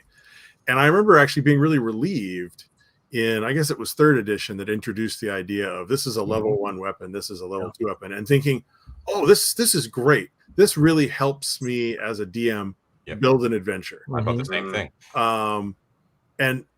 But now I see that it's a nice tool, but once you learn like how to really respond to the shenanigans of a player and giving them something like a nuke early on, it doesn't matter. You can still do that. It's more of a question of like understanding how to respond to it and play off of it. And I think it's a confidence thing. That's one of the reasons why I didn't ever run until third 3.5 or something like that, because I just didn't have the skill set to run an adventure that wasn't just a shit show. Yeah. Well, I don't want to argue with you, Ted, but I also believe that everyone does have the skill set. I'm allergic to the idea of expertise But I think the culture talks about expertise a lot and sets people up to feel like they have to be perfect at it. No, nothing like that. I mean, like, I've got my weekly, game with my friends, right? Yeah. There's Shane, who's a really good DM and can just make shit up on the fly. Sure. And there's me, who's kind of fumbling through the books and trying to work out what to do. Well, let's play with Shane because we're going to all have a good time and everyone's going to be bored and smoke another bowl if I'm running. It's just going to go down. What are you talking about, Ted? Sorry. It was college, man. I swear. It's valid though to think about the fact that every one of those editions that's come out of D&D has built organically, right? Like, I think, despite what you guys experienced, and I think the majority of people my age coming up through basic, coming up through AD&D, had that same, on some level of PTSD that I came out of those editions with, just because I played with some real dicks when I was in grade school, And all of those balancing factors that we kind of rail against now as we've reached our gray-haired wisdom or whatever, they are there for a reason. They're there for a reason. There was a reason for it. And to be clear, I think it's disingenuous for a lot of old school, like actually old in age players to claim that they played this way back when they were children. I don't think Not at all. I think it's by and large bullshit. Like I certainly didn't. I mean, there's a reason why, like when you read like the wish description in as early as like the first edition player's handbook, there's all these limitations because it's obvious that even in like Gary and Dave's games back in the day, like players were munchkins and were trying to get the most out of it. This kind of play style, it's sort of like going back and looking at like what the rules actually promote. There on the page, what kind of play style they promote, what kind of lessons you can take out of that, and it's become like the OSR. My first game in 1980 or 79, like I rolled up my paladin and I just gave him lightning bolt the power because I didn't know you couldn't do that. Okay, this guy's going to shoot lightning bolt. I love that though. Yeah, okay, cool. And like that campaign became just an escalating sort of like, well, do you actually have a fifth dimensional fortress in your bag? Yes, I do. I wrote it down. It's right there. No, and I have a lot of love for the Knights of the Dinner Table webcomic. And especially because I went to school at Ball State, so that just felt like like that's where that comic like takes place. And all the tropes that they make fun of was exactly what happened in AD&D. You always knew that one kid on the back of your school bus. Oh, we lost Matt. You always knew that one kid in the back of your school bus who would be like, I have a red dragon for my paladin, and there's a castle in the sky, and like, you just be like, okay, cool. That was me for sure. My whole group did that. We all did that, and it just escalated from there. It's one of the reasons why actually I went on to play things like original Star Wars role-playing game and Twilight 2000 and Star Frontiers, because Cyberpunk, that was my college game. Yeah, man. And Car Wars, a lot of Car Wars, because the rules were very clear. There was no lightning bolt free shit. You didn't, it was like, here's the set of rules. I put a machine gun in my car and, do the thing. Right. It wasn't until actually when John and Mike called me I guess it was Josh that got a hold of me, but whatever, it was about 2002 that I think that was probably the first time I joined like what I would call a sane campaign. Like people who actually knew how to play and weren't just, like we were here to play the game, and have a good time doing it, not just fuck all whatever it was we've been doing all those years, which was fun, and I'm not complaining about it. I had a great time, but it's fun to look back on like those games back when I was a kid and just realize how much of like a mishmash of different D&D systems it all was. You know what I mean? Yeah. Like, but the thing was, it wasn't even like really conscious about it. And we didn't really know that we were home brewing. It was just sort of like the natural thing to do. It's sort of, it's true. It's like sorry, go ahead. Yeah, the core Bible was, was the first edition books, but we would pull out like, those guys. Yeah. But we would pull out like the basic red box and use that often. The rule cyclopedia from basic D&D, a Dragon magazine articles. It's like whatever we just sort of like, I don't know, just kind of felt like, yeah. There you go. I'm putting that out only because Past the Grits was like Shadowrun. I was like, dude, that was my shit in college, dude. I loved it. A lot of that game. I bought that at my first Gen Con. I bought Shadowrun when it dropped, and love that game. Hey, guys, I got to go tuck in a kid. I'll be back in a minute. Sounds good. Keep going. Do that. If Patrick Lynch is still on, dude, Patrick Lynch's first GMing experience with Shadowrun. Oh my god! When you play D&D and then you're encountered with this whole different system, which is like roll 30d6 and see if you succeed. It just was like, oh, we're just ka-chaka and throwing down dice and counting up numbers. It was just like, it was not organic. It was not a fun game that first edition. Well, it did, so let's be honest, it has never really gotten better. No, I mean, Shadowrun's great, but I don't think it's like really like evolved, right? No, you're wrong, man. You're wrong. It's Shadowrun. I'm just saying, it's like I play any except for sixes. Come on, but I love it. I play first through fifth at a drop of the hat. I don't. One thing I did want to bring up before it gets too long in the tooth is a lot of people ask John about his home rules and how he decides what home rules to instigate. And you made a really good point when we were after our last session, just about how home rules kind of like make the OSE system. Yeah. I mean, I think that's what endemic of most OSR play, like the do-it-yourself sort of spirit of the whole thing, right? Promise. Right on, man. Yeah. I was gonna say that. Yeah. It's so true. Like now you're seeing it live. This actually occurs every Sunday.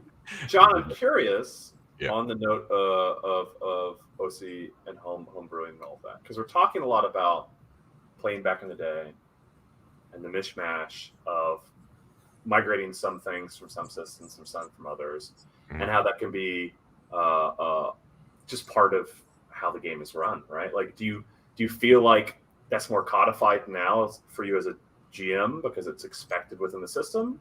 Did it feel definitely, yeah. Like that's what always kind of it was revelatory to me when I came back to the old way of playing, that what I was doing when I was a kid was unconscious. Now, of course, because I'm old and jaded, that it's a conscious effort. Like I have my house rules document. I know where I source these things from, and so it's like I clearly know like what is OSE standard, like what are in the books, and then I know exactly what I have altered. Where when I was a kid, it was just it's just like this chaotic mess. Even between me being a DM and being a player, is just like as a group of players in high school, it was just sort of like this weird storm of rules, that we kind of put together that seemed to work, probably didn't, but we had a great amount of fun. But now, of course, it's much more codified. Well, interesting.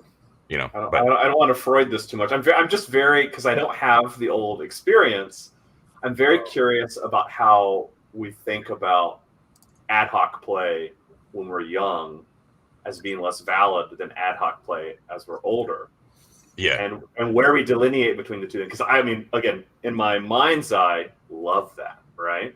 But I wasn't there to experience perhaps the friction of or the disorganization of it when you were younger. And I'm curious if you still had fun. Did it matter? I still had fun. I mean, I mean, Mike and Ted, you could probably, question for everyone at the table, because I wasn't there, It's just, what am I trying to say? I'm not saying that it's less genuine or less right, because we did have a lot of fun, and it's hard for me to put myself back in my mindset. I'm just kind of remembering vaguely, it's sort of like what it was like, but I don't remember actively looking for Dragon Magazine articles that would be cool and useful for my play. Yeah. I was a kid. I was 14 years old. You know what I mean? It was literally like you heard from somebody that there was an anti-paladin, and so that sounds badass. I'm going to play an anti-paladin in my next campaign. Yeah. And the DM, if the DM was like, okay, that sounds cool to me too, then it was then it just did. Yes. Well, and part of the reason I ask, and I want to hear from Ted and Mike as well, but it's because I think what's kind of cool about OSE and OSR as sort of a nebulous category, I think OSR as a term has sort of expanded a lot, right? Yeah. Is that there's so much share and cross-pollination and just sort of cultural conversation, right, within that quote-unquote OSR brand, right? That is about just sort of a little bit of a recreation of what you're talking about with the anti-paladin. I read this blog, right? Or since Chris is highlighted here, I've never had an idea that I didn't steal from John or Chris, right? I haven't, right? And it's just and that's a cultural thing, like Chris is saying, right? That's blogs, that's friends, that's all. And that's what's sort of, at least for me, having not experienced that, so energizing about the OSR, right? Is that it does feel very familial. It feels very creative. It feels very, I don't know, like collaborative. Collaborative is definitely the word for it. You know what I mean? I think that's definitely true, just in the problem solving aspect of it. The problem solving is more collaborative, right? Like there is more. You know, one thing that bothers me so much, and not to run down 5e or any of the other previous editions, but like you get to a scenario, someone's like, I'm going to roll a knowledge nature, and they get like a perfectly decent score at it, right? And then everyone else at the table that also has that score is like, but I'm also going to roll a knowledge nature. And then it almost becomes like a mini pissing match to see who can get like the 29 or the 32 or whatever, so that they can be the ones who got the information. And I'm like, that to me just kind of takes you out of that collaborative problem solving. And it shows what a problem the skill system can kind of get to become. I don't have a problem with skill system when it comes to things like lore. All right. There have been a couple times where in this Dolmenwood campaign where I've been like, so John, I'm a trained wizard. I've spent my entire life in a wizard academy. What do I know about blah, blah, blah, blah, blah? And John's just like, what do you know about it? Bafangu, man. I'm like, come on, dude. I'm like, Mike doesn't know this, but the guy who's trained his entire life to be a wizard and steeped in the arcane knowledge of the, dark arts would know. And so, but there's no knowledge arcana for me to roll and pull that information out of John. But I'm making the assumption too, just in the world itself, that like first level magic users basically aren't steeped in, like they've learned the basics, but they're basically one jump up from like an apprentice, right? Sure, and yet they've still had to have years of training to get to that point. Yeah, true. Yeah, it's just, but when faced with some of the arcane mysteries they've been faced, I just had to be like, no, I don't think that you would know. Little known fact, Elfric slept through a lot of lectures. That's really what this comes down to. Yeah, he wasn't a good student. You might have graduated, but he graduated. If you want a real reason you're not getting that spell every time you level. He was interested in the practical aspect of the theoretical stuff, man. Well, I just have such a high intelligence. I just skated through those exams. Oh, is that what it was? So it's around 11 o'clock here on the Eastern Seaboard. So I wanted to like maybe for however long we go, but maybe shift directions a little bit and maybe turn it over to some of the folks in chat here. I know that once again, I apologize to all the great comments that we've missed or haven't been able to highlight. And I know that we've missed a bunch of questions, but now I think maybe is a good time to maybe switch it over to Q&A. So if although you guys, you five of us, if you have anything more to talk about that, feel free, of course. But let's see what people have to say. If anyone's question was missed, pop it in again if you don't mind. Yeah. So continue chatting, of course, in chat. Don't forget too that if you want to be part of the giveaway at the end of this, you want for the Classic Fantasy Rules tome signed by Gavin Norman, you need to type in #giveaway in order to be eligible for that drawing. But if you want to ask a question, it'd be cool if maybe you prefaced it with like question in capitals and then do your question. That might be easier for me to parse a little bit, and we'll try to get as many as we can. I apologize if we miss some, which we undoubtedly will, but feel free to drop something in there. I see R. Jones is talking about the blue flame spell. We call it the blue bolt from heaven. We all had that one. Yeah, I'm not that mean. That's the DM just got fed up with you. Rocks fall, you die. Yeah. No, I got a question for you. Here's one in the chat already. Question, so that. John, when are you going to shred on that stretch? Oh man, don't make me bust it. We get like a Seinfeld riff every time Con 5 comes to the conversation. Oh, here we go. Let's see. What's the map in the background? Cosmic Trooper. Yeah, that is it's the map that I use on the YouTube banner as well as Dyson Logos has on his site, who's one of the greatest cartographers and oh my god, and is also a great person in the OSR scene themselves. Provides these free of charge, which is amazing. And thanks to Dyson Logos for allowing me to use these. I don't know what the actual tomb is, but it's just a cool looking old school dungeon, I think. Yeah, it's a nice background. Right. Yeah. Cool. Question here from Jim Havoc: how do you put the dice roll into your screen during play? Oh, so that's that is the actual dice results from Owlbear Rodeo, which is the virtual tabletop that we use. And I just in OBS, which is my streaming software, I just basically like cut out that little piece and put it wherever I want in the screen. You missed one that just had a Q, John. A few above that. Oh, sorry. See, I'm going to miss the Q. Yep. Shellback. Knight versus Dolmen Knight. In the context of outside the Dolmen Wood, what are your thoughts of allowing them? You mean like the advanced class Knight versus the Dolmen Wood Knight specifically? I can't remember what the difference is mostly between those two. Now that I think about it. So I don't think there's anything about the Dolmenwood Knight specifically that would make him unsuitable for play outside Dolmenwood. So I'd be fine with it. I think from an RP point of view, though, you would just lose a lot of those connections, right? You'd basically be a knight errant outside of your sphere of influence. Yeah, totally. Yeah. But I mean, you could basically go in between either the Knight or the Dolmenwood Knight, and I don't think you would notice much of a difference if you were outside the Dolmenwood. So would you be a Ronin of sorts? Then? Later, Pavo. See you, Pavo. Later, Pavo. So that question has a question that I want to ask you guys. So I think you guys are all on the OSE on like Facebook and the boards and all this kind of stuff. And then people are always putting up different character classes. And I can totally see why you'd want to do it. There's a lot of fun things you can do with a specialty character class like the Dolmenwood Knight, or we haven't seen one yet, but the Mage in Dolmenwood, which I think is a really cool class. Mm-hmm. But I do think you get class creep, if you will, right? Like, and it's a question of like house rules, like you steal what you want and don't use what you don't want kind of thing. But it was one of the things that I remember about, 3.5, for example, where it just classes after classes came out constantly. And like, it really left me kind of a bad taste in my mouth about custom classes. And I don't know if you guys, because like, I think those ones we've got for Dolmenwood are pretty cool and they seem like they fit, but I think there's definitely too many classes situations that can be out there. And I just wonder what you guys think about that. Yeah.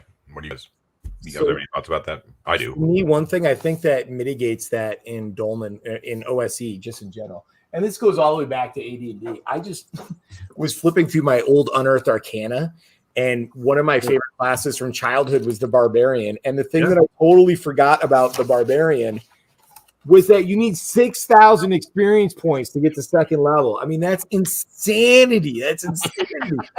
So for me, like in OSD, like because you're not trying to balance the game and you're not trying to make everybody equal and not everybody levels when they hit the same amount of XP. Man, if somebody wants to go play something like insane, batshit level 9, like insane, just give them a huge XP table to mitigate that. That makes sense. And it is one of the balancing factors. Yeah. And then the other thing I would say is that each GM should just say these are classes are allowed, these aren't. Yeah. That's the key.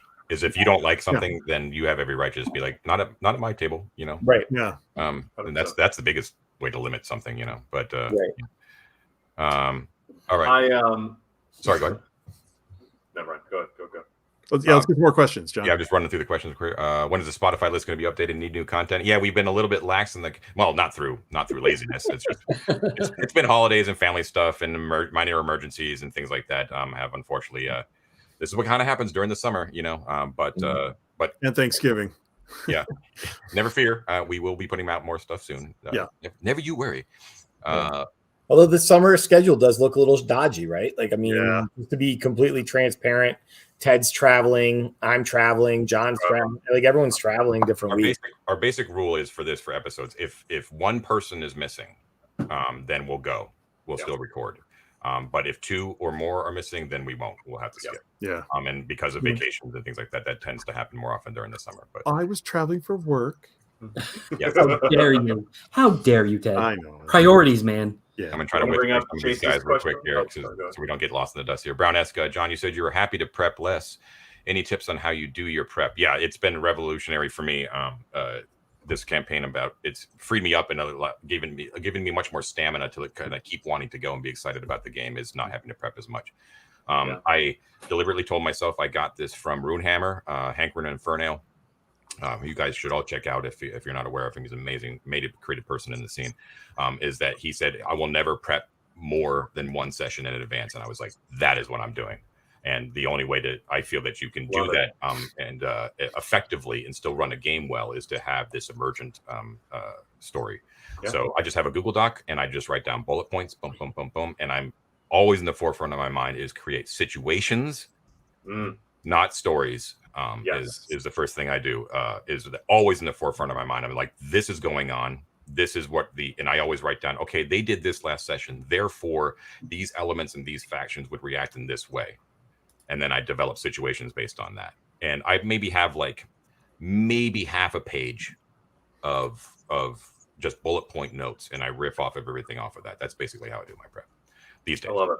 Yeah. I love it. Yeah, and I can say from experience, it's made John a much happier GM. Well, I mean, it has to. Like, I imagine, John, you can speak to this, and then we can get to the next question. But I imagine, it's very common for a lot of GMs to burn off a campaign, even when they're passionate about it. Because there's so much work in certain systems, and so much pressure that you put on yourself that it's just hard to sustain. It's really hard to sustain. It's a double whammy of having good players, which you guys are, and having great tools, which I have in Gavin's materials. Those two combined make it very, very easy for me. I let the players do the heavy lifting. That's a key thing too. They are the protagonists. They are the ones that drive the narrative. We have this misconception that the DMs are the ones with the grand plans and they're so freaking awesome. And like the whole notion of DM authority is such horse shit. If you take anything out of this, don't give in to like the self-aggrandizement of the DM. It's such bullshit. You're just another player with a different role. And the player should be doing the heavy lifting as far as driving the narrative forward. All you need to do is react naturally with the tools that are in front of you. Hopefully you've got some good published material or your own, obviously your own homebrew stuff to react with. I think that's really smart. That's a good cap to it. Okay, next question. Yeah, I like it. Next, Chase Callaway question: are you rolling for random? You guys want to read? I keep narrating this. I'll read one.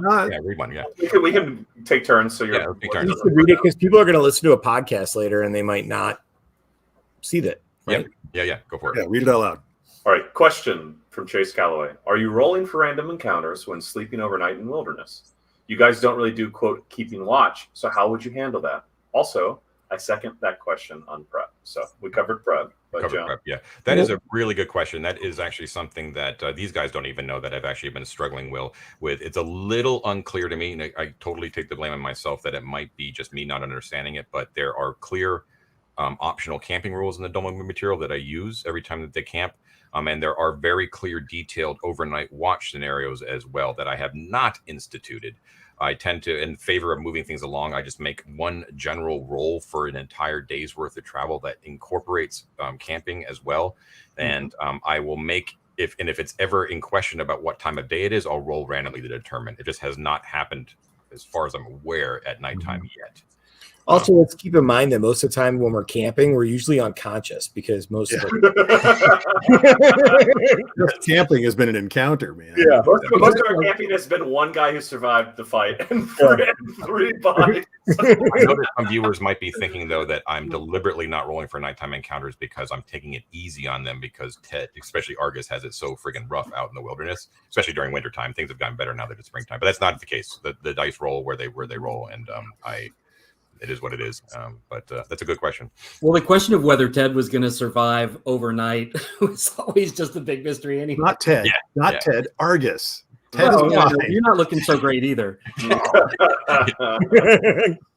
The Con 5 has led such tension to the otherwise banal camping scenario. So, oh my God, he's going to sleep. All right, Ted, why don't you read from Uxer Uosper? Who? What? Next question. Comment, Ted. Oh, okay. So from Uxper, we have how much of the rules, supplements, setting is John's invention? I haven't read Dolmenwood, and I know that you mentioned some of the deity religion lore was still work in progress. Right. Yeah. So the vast majority of the stuff that you're seeing on screen is all Gavin Norman. Well, I should say the springboard for everything that we do is from Gavin Norman. I'll take his stuff and kind of riff off of it, right? But the vast majority of the lore and all that kind of stuff is all Gavin. And I think I've described this in the comments and other places as well. The one piece that is all mine is the Peleatic Church. I developed that from whole cloth on my own, just using, but it's pretty easy. I just use, obviously Roman Catholic sort of touchstones, which are not that bad. What was cool about it is that I developed the Peleatic Church for the Stonehell campaign way back in the day. And then when I decided to switch to Dolmenwood, one of the added bonuses was that the default nameless Church of the One True God in Dolmenwood with its saint-based worship actually meshed really nicely with my Roman Catholic analog that I developed, and I was like, this is perfect. Yeah. I already have like free church of the church with this sort of long forgotten empire, and Dolmenwood's supposed to be sort of like in a far corner of this ancient kingdom or dominion. I was like, it was like a no-brainer. It was very easy to dovetail it in. I do feel that that you do need to. I'm generally opposed to like lore dumps, like just massive amounts of lore dumps. But I do feel that for cleric and religiously minded players, that you do need to give them a solid foundation of either dogma or the ethos or the creed. If it's not organized, and if it is organized, like what church hierarchy, so they have they understand like their place in the world, and they sure. So I deliberately made that up so that for instance, Brother Gwillem kind of had something to leap off of from, So yeah. Yo. Asafoetida. Oh, we missed Past the Grits, I think. Good. That was more of a comment, I think. Oh, gotcha. Okay. The Dolmenwood books will be full size and not match all of my. Yeah. Yeah. And I will say, Past the Grits, that it will make your bookcase look better having different levels of books. That's true. Much more it's a rhythm. It's about a rhythm. To the eye. Like you have an eclectic taste. And obviously, you can tell from my background, I am quite the decorator. I love the HVAC system in your house. Thank you. Really funny. All right, this is for David. So, David, why don't you go ahead and read that one? Okay. Asafoetida Jones says, David, as the only player to create a PC mid-campaign, did you have a vision or intent for Gwillem and how he fit into the story, as opposed to when all the PCs were created going in blind? Privately, we've had a lot of conversations about character creation theory, right, with the group. And I think everyone has a very valid way of approaching it because it's what helps you sort of like launch into a campaign. I personally, and these guys can validate this, am pretty heavily biased against doing too much realization of my character before I'm in world. I avoid backstories pretty much full cloth. I will pick themes or like tone that I kind of like, and then run with it. And that like kind of frees me. It can lead to some inconsistencies early on. I mean, Snell was a little all over the place. Gwillem still is. But it allows me to sort of find them for myself. And that's a big sort of like fulfilling thing for me. So specifically to this, I resisted that as much as I could. I liked the Friar class. I liked how it was integrated both with the Paleatic Church that John talked about and just the concept of the dolmen and sort of trekking across it and stuff like that. And so it seemed to me to have like an interesting way of uniquely interacting with the space itself. That's why I chose it, right? Mm-hmm. In addition to that, I came up with a couple ideas and just sort of ran with it. So Gwillem very much was, as much as I could resist what had happened prior, independent of it, right? I wanted to really bring it in as such. Yeah. Does that make sense? On a personal note too, one of the many things that David has taught me is to let go of that being beholden to creating deep backstory. I used to be a big backstory guy, like big, and not that he made me realize the error of my ways, but just that as part and parcel of the OSR playstyle, I feel that divesting yourself of that attachment to your character background allows more emergent story to come out as you play. Absolutely. Yeah. And I think it's I don't want to go too long about this. I think it's per person, right? I don't think backstories are implicitly bad, but I personally feel really locked in with them. And when we talk about that sort of implicit, explicit aspect of OSR gaming, it's very liberating for me to, again, kind of discover as I go. And I don't think it prevents depth. I just want to point that out. I don't think not starting with a backstory or not immediately having your character tacked down prevents you from engaging with that character deeply or having moments that are defining of it. And I would say in some ways, right, like I knew Snell, for instance, but I didn't really know Snell until Snell died. Until he died, right? Really that was a moment. I think that is okay. And it was actually much more, I mean, like, if I'm honest, it was more profound for me as a player to experience it raw in that moment and allow it to be that. And I found myself feeling more emotional in that moment arriving at it and it feeling right, then I think I personally would have, if I'd written a character prototype for him in such a strict way that I would then execute it almost deterministically in that scene, then it would feel like I was just doing something that was inevitable and I wouldn't emotionally interact with it. Does that make sense? Absolutely. It totally does. Yeah. And it came across on the in the play session itself too. Yeah. I'm normally very big on backstory. And maybe that's why John thinks what he said about my characters is because I do like a good backstory. And on this one, the gameplay style seemed to, like, I didn't even consciously do it. I just wrote a very, very little backstory. Like, he's from Dreg. He likes to go fishing. He's worked as a security kind of stand around with a spear type guard. Yeah. And he hates it there. Hey, that's a good backstory. We're done. And that seems to have been enough. But normally I would write much, much more. And it's interesting what you say, David, about if you've got a character that you've created a 62-page document in which that character is never the sort of person to sacrifice himself for his friends, then he won't at a moment when it would make an awesome thing to do. Right. Very true. Yeah.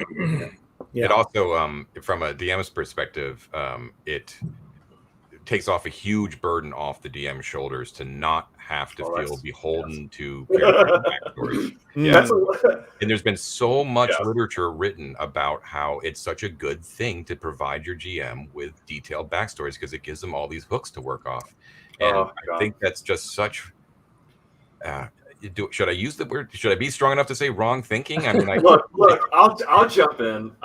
Yes. I without getting too spicy. Again, I think everything's valid, and my opinions are my own, etc. I think what happens when you have systems that further and further emphasize that God GM aspect, and that sort of subservient player aspect, players subconsciously, I think, want to assert themselves into a world that feels static via backstory. They want to bring themselves up a little bit into that world so they're more valid within it, and not just sort of like mooks receiving sort of from on high what the GM is giving them. Sure. And I think that creates, again, sorry, I think that creates. I think it creates more friction that's necessary, right? Another thing, what that can do for some players is you want the spotlight, you want attention, right? You want the DM to pick up something on your backstory and make a cool thing out of it because then you're the star. Sure, that's natural. Yeah, I think some systems it behooves you to do that, right? That's what I'm getting at. Yeah. OSE, you don't need it. Ted's idea of a 3 or 4 word lines character sketch, perfect. Yeah. If you're doing something like a World of Darkness game or something like that, 100%. You and your GM need to work on that background together because that is going to be intrinsic to the storytelling. Agreed. We're not really telling a story. We're just trying to live and have a story that goes along with our survival, right? Yeah. That's the story. Yeah. But then even also if you look at this as storytelling, as a narrative, if you think about these characters as, the start of this game, as the start of their story, it's a significant break from what they've been doing in the past. Yes. Right? Like Halifax is similar. His backstory is he didn't really do much, right? Mm-hmm. He was just kind of hanging out because he didn't have the opportunity. And all of a sudden he's forced into a place where it's time for him to step up and do it. Yes. Right. Time to be a murder hobo. Right. Find out what it means to be a knight. It's your time. Knight. There's a comment from Casper, which I think kind of comes up a lot. And and it's basically yes, there are amazing races in Dolmenwood. So John, why did you want to just do a human only campaign, at least to start with? Oh, well, that's personal preference on my part. I don't do this with my in-person game. I thought it might have been a bridge too far for my in-person game, who are mostly coming from 5e, oftentimes exclusively. But for you guys who have a ton of experience, I just wanted to test out the waters of doing something where it's human only, because I just feel it makes the other species in the world more fantastical when you encounter them. Because they're not one of you, they are the other, and therefore they're more enchanting and exotic whenever you encounter them. That's basically all it basically came down to. And I think it's just when you're a human, you have easy touchstones, and so it becomes less focused on you as an individual trying to sort of exude these sort of exotic traits that these races supposedly have, and makes you kind of forget about that you're a human and more focus on the group and more community stuff again. So not so many fake Scottish accents trying to be dwarves. Yeah, They're all fake. we have a lot of questions to get through, so I don't want to go too deeply into it. But I do think it also ties into like a wider discussion about why I prefer BX racist class. Yeah, right. As opposed to the 5e joke, like a dragonborn, a drow, a Duergar walk into a bar. It's like in a human town, and you're like, what is happening right now? Yeah, well, yeah, exactly. How? What? Yeah, I mean, it's fine. Then they were it's my own hanged by personal the preference locals. because I'm very vanilla in my taste for fantasy. Like I come straight out of, as you could probably notice, the Tolkien school. So it's I don't, it's once again, it's just my table. People want to do whatever they want to do at their own tables is totally cool. But at my own table, I prefer to kind of keep it rather vanilla, which makes the party relatively vanilla, so that when they encounter strange things, it is all that much more strange because everything is sort of freakish because they themselves are kind of mundane. You know what I mean? I want to play a Mossdorf knight. Yeah, they're pretty cool. All right, so got Chris here.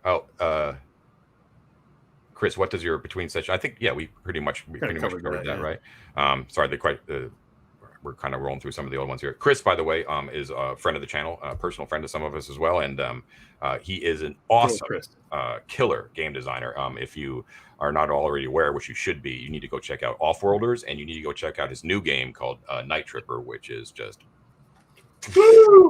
amazing. Yeah, I got the site up here. It's night-tripper.fun. Go check it out. You can check out his in progress work with it. It's amazing. Offworlders is really cool. Yeah. All right, what do we got here? Mike, you want to read one? Sure. What is your favorite fantasy series of books, or what series of books inspires your D&D games the most? I mean, the classics, obviously Tolkien, Dragonlance, you really can't go wrong for. But for me, the big ones are Dune and The Wizard of Earthsea. The Wizard of Earthsea for me is like, I just love that idea of that wizard. I've actually had like probably 3 different wizards and different names named Sparrowhawk because I'm such a fanboy. And then someone else was just like, hey, what resources do I use for like a nautical campaign? You can't go wrong if you're going to do a fantasy nautical campaign of like just reading even the first book of The Wizard of Earthsea. It gives such a vibrant look of like an adventure on a boat in an archipelago. I don't know if I pronounced that correctly, but and then I like it. That was good. I like it. Archipelago. Is that Elvish you're speaking? Yeah, but then the only other book the series that I would really recommend for the nautical campaign is you got to read Master and Commander. You got to read the Ryan books. Sure. Or Horatio Hornblower. Yeah, or Horatio Hornblower, but you will understand the ocean, even though you live in the middle of nowhere, not near an ocean, just by reading those books. It will be add a lot of similitude. I'd like to put a shout out there for Lloyd Alexander's Prydain series. Thank you. That's awesome too. Yeah. Totally. Like I discovered Dungeons and Dragons and Lloyd Alexander right about the same time. So they're kind of really linked in my mind. And then Earthsea followed right after that. Yeah, Lloyd Alexander, huge young adult series. Yeah. I gave my kid those books, dude. He put them on his shelf. He hasn't touched them. I had the same problem. I kind of looking to see if he's going to pull them down, and I'm like, yeah. What are you reading, David? A lot of really bleak political books. Oh no! What's your favorite fantasy series, David? Fantasy. I mean, and don't say Pride, Prejudice, and Zombies. Oh. I have to second Ursula Le Guin.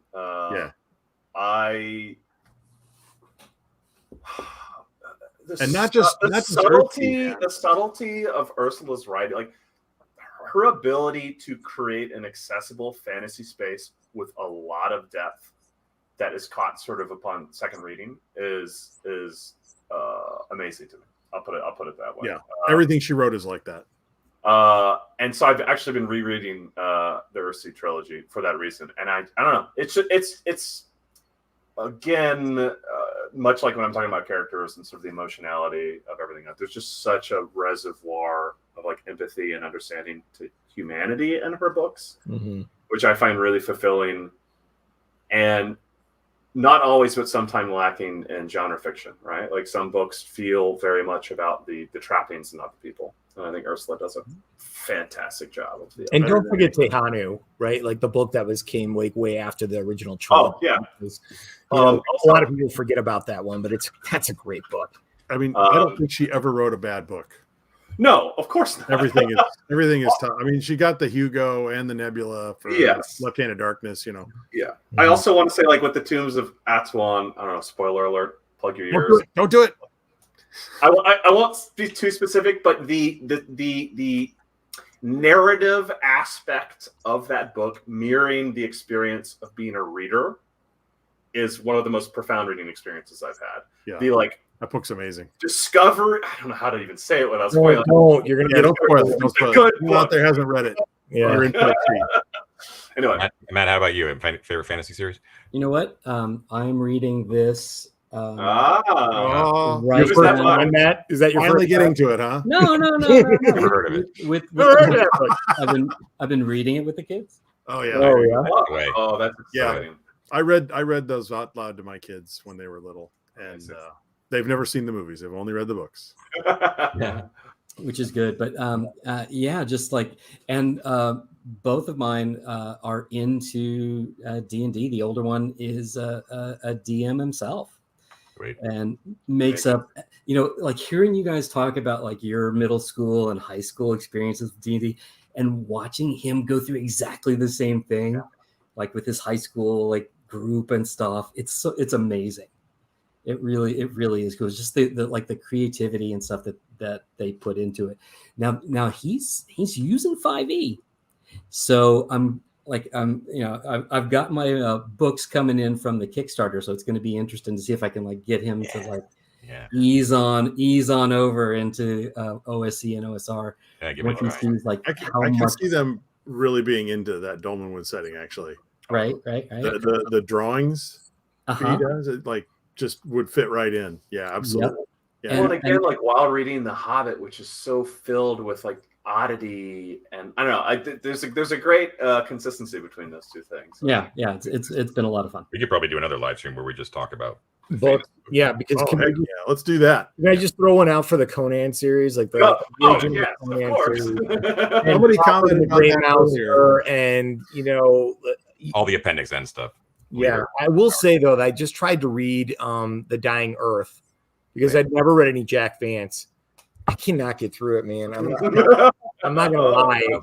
Dying Earth coming out. So mine, real quick. Where obviously Tolkien's number one, and my other huge influences are Joe Abercrombie, R. Scott Baker, Stephen Erickson.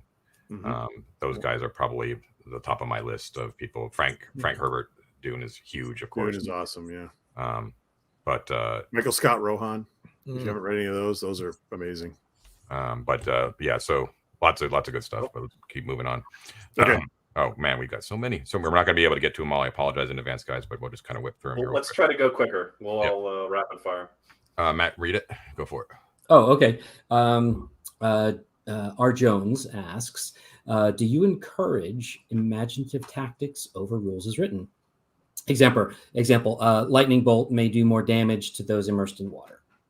Yeah, definitely. I would, given the circumstances. A lot of times I might just forget and go by the rules as written, if I'm pressure for time or something like that. But if I've got enough headspace to kind of take it in and figure out something that I could change mechanically because of the environment, I certainly would do that. Especially because I'm always looking to reward players for creative use of mechanical elements in the game. I would always attempt to reward that. If you ever see me on stream where I don't do that, it's probably just an oversight on my part, because I always try to have that in the forefront of my mind. I think if I ever get a third level spell, and if I ever get lightning bolt, we'll let you know. A good example, again, without spoiling, I don't know where everyone's in the series, but a good example of you doing that is when we used silence on that camp of What were they? I don't know. Do we spoil or do we not? I don't know what the best tack there. You did, on the Crookhorns. The Crookhorns encounter was a really fulfilling thing for me to see how you responded to our sort of spitballing there. Yeah, your creative use of spells was amazing in that. Yeah. Mm-hmm. All right. Good setting. Former Lens Archives asks, what are some cool things to include in a nautical OSE campaign? Looking for encounter ideas, items, locations, anything like that, just off the dome. Yeah. That's a good one. I have very little experience running anything nautical, probably because I have, unlike Mike, a complete lack of knowledge of nautical doing. I got something to add right off the bat. Is the first thing you need to decide is, are there compasses and are there clocks? Because that will tell you everything. Do you have to stick to the coast? Because if you go out in open sea, you're done for. That right there changes everything. So you need to understand how navigation works, and then you can decide whether you're going to have it. And I would springboard on that. Oh, go ahead. No, go ahead. I was going to say an interesting book to help wrap your head around what Ted is talking about is if you read the book Shogun, which is a fantastic book. Yeah. That is actually a book that takes place with a bunch of Dutch sailors before they had invented longitude, right? So like longitude being kind of like that line that's made up that you need to have a really good timepiece for in order to make use of. Wait, latitude is time. No, longitude. Longitude, right. Yeah. All right. So anyway, and so what they had is they had a book. They had a book. It basically was like you sail this direction, this many miles, and it was called. I can't remember the phrase they used in the book, but read Master and Commander, read the first book of the OSE trilogy, and read Shogun. And then the thing you have to decide is how realistic you want that nautical campaign to be. How much science do you actually want to be involved? Come up with like a really cool chart of which way the wind is blowing that direction, right? Like the weather chart that John uses for Dolmenwood. And then, basically if you're doing a magic-based campaign, make weather magic be just like a thing. That'd be cool. If it's a high magic world, a wizard gets in a boat, he should have a cantrip that could just blow it in the direction that he wants to go in. What was the people in Wheel of Time? He did that really well. I mean, we didn't even mention Wheel of Time in the. I don't have much to add. Mike perfectly said. Ted perfectly said. All I would say and again, it's my opinion, but with OSE play is the more you can introduce the mundane, like the magical idea is great, but like look up tools, things that you can add to an equipment list that might seem pointless at first blush, but that will give, again, more of a prompt to players to be like, why do I have this? Right. And what can I do with it? And that will not always be obvious to you when you put it on the list, but I think the more you can just sort of place that in the world, the more your players will, again, have tools, right? Well, you got to know the technology level, right? The technology level of your campaign. Yep. But don't forget, man, that the ancient Pacific Islanders, they explored the entire Pacific Ocean without a compass, without longitude and without latitude, and it was all just like navigating by the stars. And if that's what your campaign needs to have, then just do that.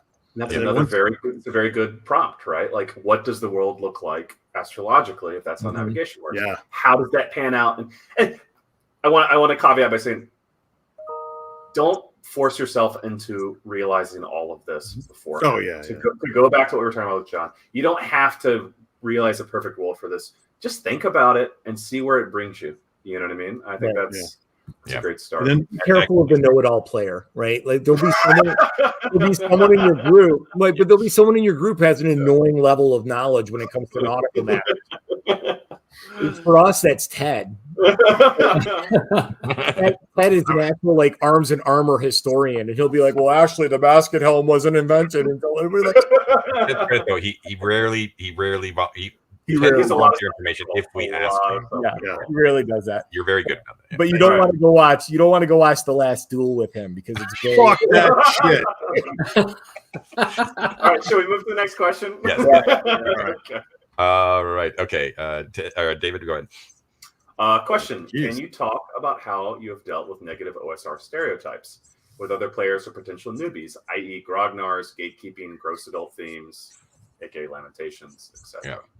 I think we can all talk about it. It's a tough conversation because, it's a broad... No, well, I haven't talked to anybody about it. I don't What I mean to say is like OSR has become a very broad category, right? And within that category, there are shitty people and shitty things, right? And like we talked a little bit earlier in the stream about, for instance, my de-emphasis of things like violence or like masochism as like what OSR is about for me. and how OSR for me is so much more about like trust building and community and collaboration and creativity, and how the tools, when used or thought about in that context, will tend to encourage, at least in my opinion, more socially positive behavior from players.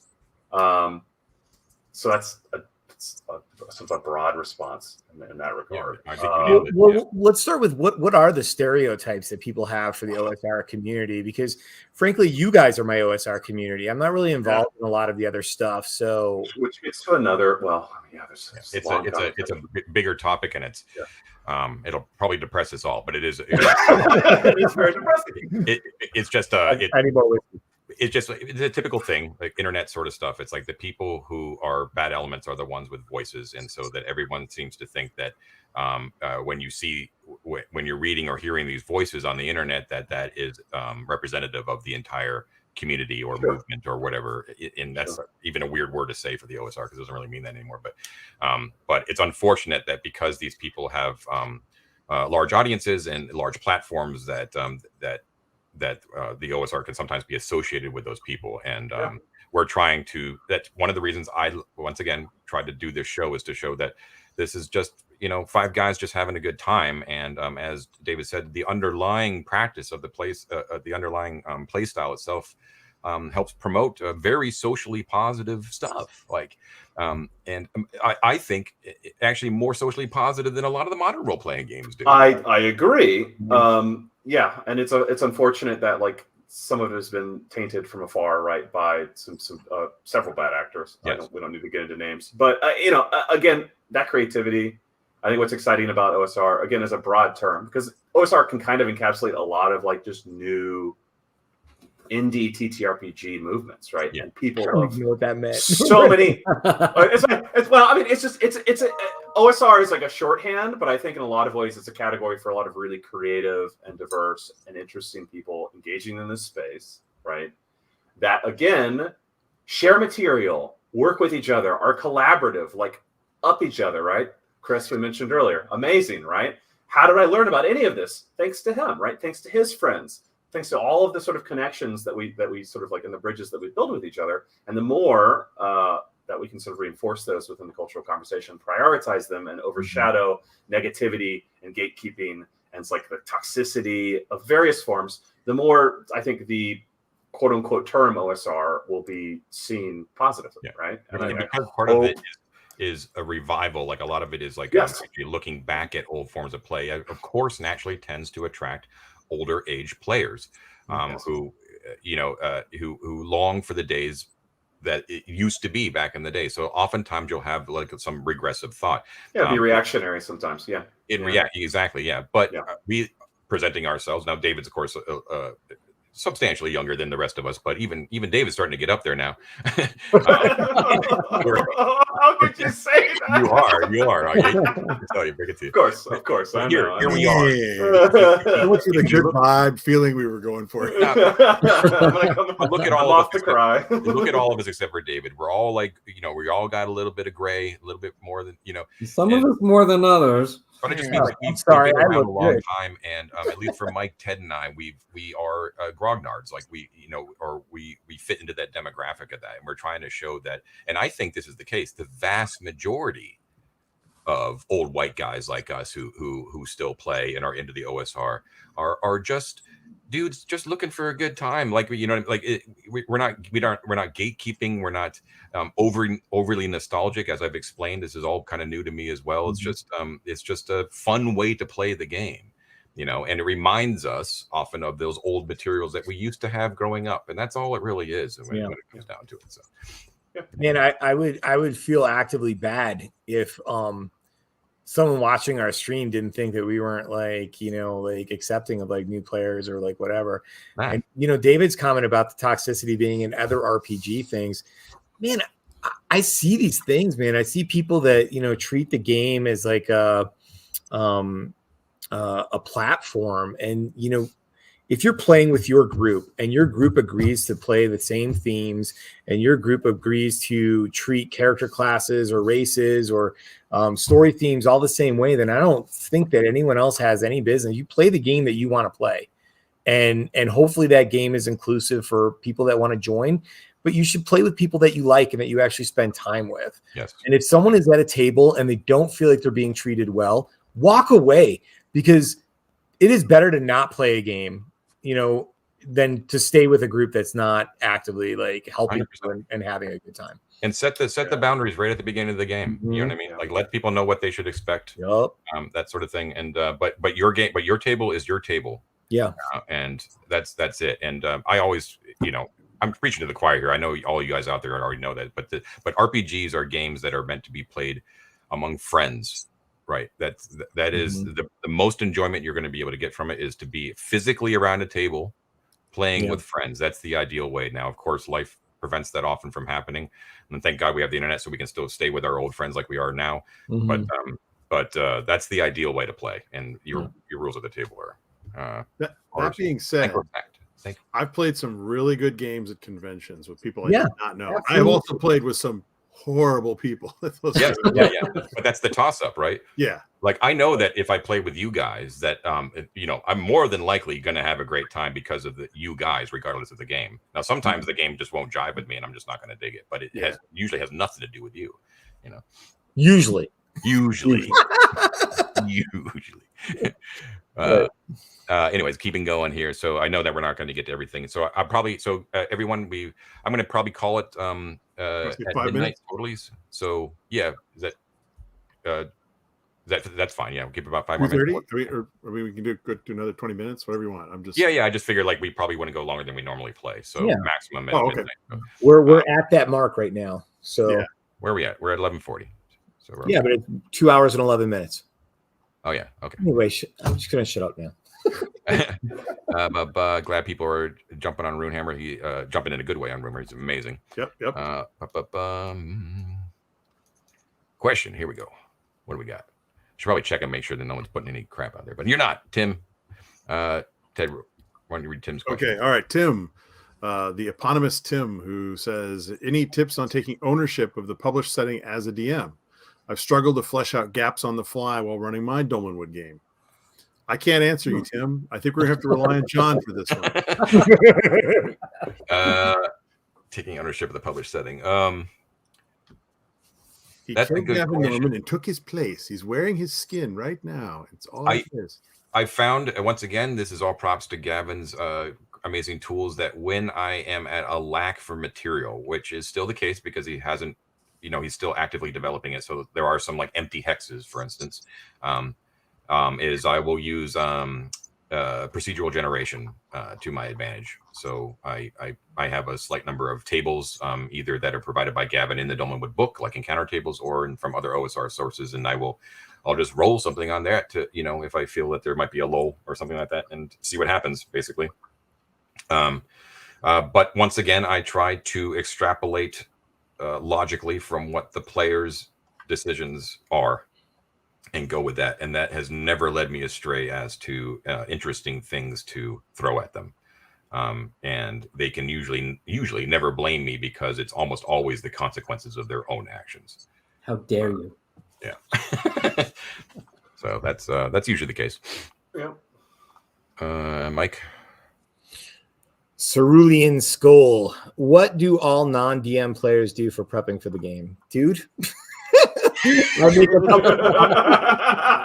make myself a big glass of whiskey, and I come down here and just hold on for dear life. You don't have to be brutally honest, Mike. I will. What I do. Like, the one thing that is interesting about the OSE thing is, like, certain things are put on the players to do again, right? Like mapping.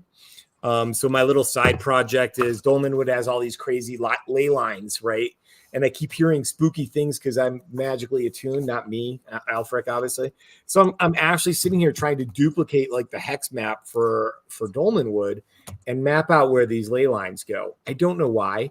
John was just like, that probably would be something a wizard would do. And I'm like, okay, so now I'm doing it. So now I'm like very annoying during the sessions. You'll understand why. If I'm like, which hex are we in? Is this 1098? And, what do I hear? Yeah. So I don't know that I necessarily do any prepping. You guys talk about yours. I'm just trying to do stuff in game to kind of build that body of knowledge. Yep. I pull up all the spreadsheets I've done for our wagon and our mule and all that kind of stuff. So I make sure I have it handy because it's so critical to know whether we have a spare shield or not. Sure. Yeah. Thank goodness we did. Well done, Matt. It's under the shield. A fucking great house rule. Thank you, John. Yeah, great house rule. Love that one. It's a huge task that you took on, Ted, and it's it benefits the party even when they don't necessarily are aware of it. And it's not the first time Ted has been the hero in that regard. It's Argus Accountant Helm, I think, is really his name. Well, and having an expectation for the players. I mean, admittedly, I think we probably lean on Ted more than we should, but for bookkeeping and note taking. And having that sort of be a part of the conversation early on in the game also reduces the need for, John to hold too much of the responsibility on himself. John should not be doing that. And also for all of us to like spend an enormous amount of time before the session itself. Yeah. Figuring out what happened last time, right? Yeah. I do think one thing that we have talked off screen about once or twice is if we have any really big logistic decisions we want to make. Right. It's useful sometimes for us to be okay. Like, how do we actually want to do that? Yeah, we have a logistics channle in our Discord server. Yeah, just because we'd probably talk about that at table if we weren't on camera. I would or talk about the decision that we reached. Yeah. That can get a little tedious, although it is an essential and enjoyable aspect of old school play resource management. But it doesn't lend to we can be quibbly. And I do want to express like resource management on camera, like that is a thing, because we do want to show what play is actually like, but it can get, as we said, we'll talk in circles for hours and nothing will get done. And I actually have very low tolerance for that. It's actually one of the many things that I don't miss from like. Very, very important question for Ted. Oh yeah. Ooh. All right. Declan Koneski says, question, what will happen when Argus Con 5 dies? Will Ted roll up a level 1? So the first thing that will happen, Declan, thank you for asking, is that someone will win the Deadpool. I don't know who. I don't know how much money's riding on this. I'm not betting on it. A lot of money. Someone's going to be very well. To PM me in. I do have a character rolled up because I will be frank. I assumed Argus would be dead session 2, maybe, if I was lucky. Because he wised up real quick. I am astonished. So I have another character waiting in the wings that actually is the character I wanted to play. When I rolled up Argus, I was like, this is not what I want. I wanted to play a mage. It just wasn't feasible to roll those stats into a mage. So I have a mage character waiting in the wings that now I don't want to play. I want Argus to live. So what will happen? I'll cry a little bit. Mike will probably get $20 and then we'll move on. And Snell and Argus will haunt the party. What I would love. The mechanical question to this though is, do you start over at first level? Yes. That part I don't know. Gwillem did, but we were all really nice and gave Gwillem all of Snell's part of that treasure. Nice chumps, one of the two. This is a Mandalorian. This is the way. When you die, you start over with a level 1 character. Period. That is then. Now I know. There is none of this. We're all level, or all having a good time, and you could just bring in the guy at the same. No. Yeah. No, I think it is one of the things that I missed about, like when I was playing, 3.5 and 4 and 5 and so all those other games. Like it did feel like there were no consequences to your character dying. I will admit that. Like. Hero points or inspiration points or whatever you're using. I had a lot of characters skate through death that would have been dead level 1 with, in OSR. So I like that there's consequences. I like that Argus dying is probable. But honestly, one of the things that I think is so great about the system is all of us are, right? Like, there's a big difference in like your con scores and everything. But like Halifax is a big meat shield, but still 1 or 2 big hits, and he's out. Yeah, picks. Yeah. Yep. I want to hear you whining about that. What's your what's your armor class? What's your armor class? I want to know. I don't even pay attention to that anymore. It doesn't hit. It's so high, no one will ever, Exactly. John, I think now might be a good time to explain why we chose to go with ascending rather than descending armor class. Why? What? Just because of THAC0 being difficult to understand? Well, I mean, I was used to it. I think Mike understood it, but I think David and Matt were kind of scratching their head over it a little bit. Oh, right? I don't know about. I can't speak for David. That I would cry every time. You would see every swing, every hit. I would be like, I don't. Did it hit? I don't know. You would get used to it. I mean, it's one of the, it's subtraction versus addition, and it's just it's not as intuitive as addition. So I'm not. It's not a sacred cow I'm willing to hold on to. It's like it's fine. Right. Subtraction is definitely harder than addition. Please. What you need, one level of. I just miss having like -5 armor class. It's fun. Awesome. No, I just remember. Yeah, it's like built into my system because of my childhood. So it's like nothing to me to even think about it. But I'm not married to. But it also OSE material is also great because it gives you both. And so. Yeah. Literally no brain power at all. Yeah, it really is easier. So it's super easy. So it was a no-brainer, recall. Let's see here. Mighty Iraq says, "Do you like the camping, hunting, foraging rules?" Love them. Yeah, I love them. Obviously. Yeah, I'm glad John incorporated those. Yep, and we haven't seen the full flowering of like foraging and hunting and fishing for that matter. There's a whole bunch of like nice little subsystems and flavor things that Gavin put in there that everyone who's not part of the Patreon will see soon, like with pipeweed and mushrooms and herbs and toxins and alchemical compounds and all these sort of natural parts of the world that just in the descriptions of them make the world seem more visceral and alive, and that you can interact with, that it can be fun things to use in the game that are just kind of waiting out there to be explored, that sort of thing. And thankfully we have a friar in the party who is basically tailor-made for that sort of stuff. So I love it. And a player playing the friar who is tailor-made for that shit too. Back in the 80s, there was a really good sort of part fiction, part article about the use of herbs in Dungeons and Dragons.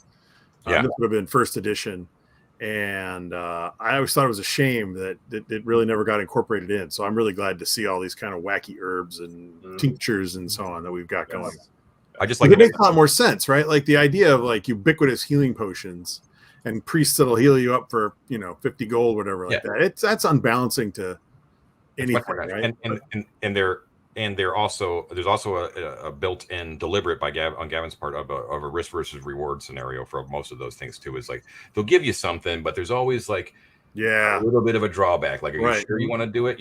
Like a potion of healing, it's like a no-brainer. Like just drink it with your coffee in the morning, man, and then whatever that was that Argus was taking until his eyeballs were ready to blow out of his head. Yeah, that glue that we were using to hold you together. Yeah, kept him alive. Every time we did it, your AC went down. And it also makes the campaign, you do not necessarily need a cleric in the party. Yes. Which is a huge part. What you need though is a proactive desire to go out and find those materials in order to use them to your best advantage. So it encourages once again the exploration loop. And resource management for that. Although there's also something about having a friar in the party with healing spells that never uses healing spells. I gotta admit, I don't believe in no regrets though, right, David? I mean, having the silence. No, of course not. The hell with healing spells. I have silence. Do you understand what I can do with silence? No. Yeah. If I'm healing you, I've failed. I think is sort of my mentality in that regard. But that's a whole other conversation. I wouldn't want you to be a failure, David. If you don't heal Mike at all. Don't talk to my parents. All right, let's whip through a couple. I'm just going to whip through these real quick because I want to do the giveaway. Justin Steele, what's one thing about the Dolmenwood setting that really resonates with or really stood out? Oh, that's a long question. Really resonates with you or really stood out to each of you? I like the mixture of both the folktale nature of it and the fairy aspects combined with that slightly with the horrific element as well. That's what I really like about it. I want to jump in on that one too. It's the details that Gavin has dropped in there that are completely unexpected, that are often to me as a player feel like the answers to those questions, those annoying questions that players usually ask DMs to kind of trip them up. Like, what's the guy wearing? Or what color are his buttons? Totally. Why they're purple. Right. I think it's the dolmens. I love the fact that it's the dolmen wood and it's got these ancient standing stones in it. And the Gorth stone that we encountered is great. I love that thing. I can't wait to meet more and kill more Druid. I'm sorry. I mean, encounter more Druid. Wait, who did the encountering of the Druids? I don't never heard of it. I wasn't there. I have an alibi. No, I think the dolmens themselves are like, and I'm really looking forward because like we're looking at the map. We kind of we're getting a sense there's something big in there. We've run across this mention of the creature living in the lake, and we know there's a miles wide ring of stones. I cannot wait to find it. Yeah, so it's not a spoiler. You look at the map. That's good stuff. For me, it just is. I referenced it before, but it feels like the movie Legend to me. It's got like that fairy tale horror thing that John was talking about, but it just resonates with that. I don't know, 1980s kind of like retro, like weird 80s movie that they don't make today. So that's why I like it. John is a big fan of Ridley Scott. I am, man. David? It's great. I don't know that I can add a lot that they didn't already say. I think the whimsy that you're talking about juxtaposed with the horror is really lovely. I don't think there's enough whimsy in settings, so that's really great. I would just also say, this is sort of like a broad statement, but I don't know. I think Gavin has done a phenomenal job of having like a pretty specific artistic voice, right? Like it is a setting that feels specific, but at the same time, it feels that familiarity. Again, that I think is like from the way it's constructed, right? Like it feels like a fantasy space. It feels lived in. Mm-hmm. It feels analogous to a more historical aspect, but it's injected with folklore. It doesn't feel like I am in a. I don't know. That's it. I think it's just got a very strong point of view, and I think it resonates immediately as a player. I completely agree. It definitely has like a very a single vision of like and we're reaping the rewards from it. Yes. I encourage everyone, of course, to head over. If you want all this goodness, you get like a monthly dose of like wonderful materials, like easily the best money I've ever spent on Patreon. Is to go over to his Patreon, check it out. I have a link on my YouTube banner, and we're all in. It's going to be amazing whenever that we get those books in our hands. It's going to be. I think it's really. I mean, we're biased, and of course, my whole world is centered around Dolmenwood right now. So I have a feeling this is really going to make a huge dent on the RPG scene in general, not just the OSR scene. I think that it's really going to wake people up. It's like, oh, this is the new standard. Like this is the kind of stuff that we should that RPGs can do. So at least that's what I'm hoping. I feel confident that most of you out there probably agree with me if you've seen any of this material or actually watched my little window of what's popping up on the PDFs as we play the game. Quality stuff. So anyways, I think that's a pretty good spot to giveaway, man. Let's do the giveaway. The part where we're I'm gonna win that book, baby. First of all, I want to thank everyone for staying. Whoever is, I guess there's about 62 of you, which is amazing that you guys have stuck around for this long.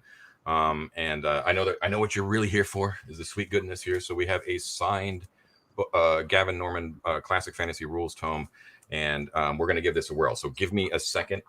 Everyone hit hashtag giveaway right now if you haven't done it. While I set this up, last chance to do hashtag giveaway. Multiple entries by the same person will be discarded, so it's not. Dash, that was give a watt. That's not going to count. Spell check, baby. You got to spell check. Give me a second to figure out the logistics. While you're doing that, John, can I just hit a few more of these questions? While you're go for it. Yeah. Okay. So looks like the next one down is Jim Havoc asking about convention scheduled.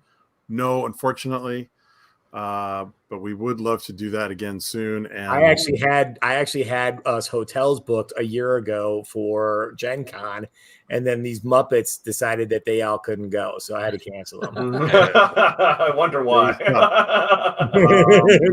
Matthew Mattis says a question: was Halifax ever knighted? Was that knighting in the lost audio, or did I just forget? It's happened yet? No, it hasn't happened yet. Oh. Has not happened yet. Yeah. I just want to. John Michael Hess calls out the Bulgariad series here. Very good books. Oh, yeah. I like those a lot. Gotta love it. Past the Grit says Deathgate Cycle. I don't know what that is, but Deathgate. Oh yeah, man. I remember that. Check that out. All right. Yeah, that was Weiss and Hickman as well. That was pretty Oh, epic. wait. Okay, That yeah. one where it was like Catalyst, Give Me Life. What was that one? That was Dark Sword, right? Oh, that was the Dark Sword. That was actually a really cool series too. Dark Sword was cool, yeah. Yeah. I want to hit Pedar Ruane's question too, just because we mentioned it.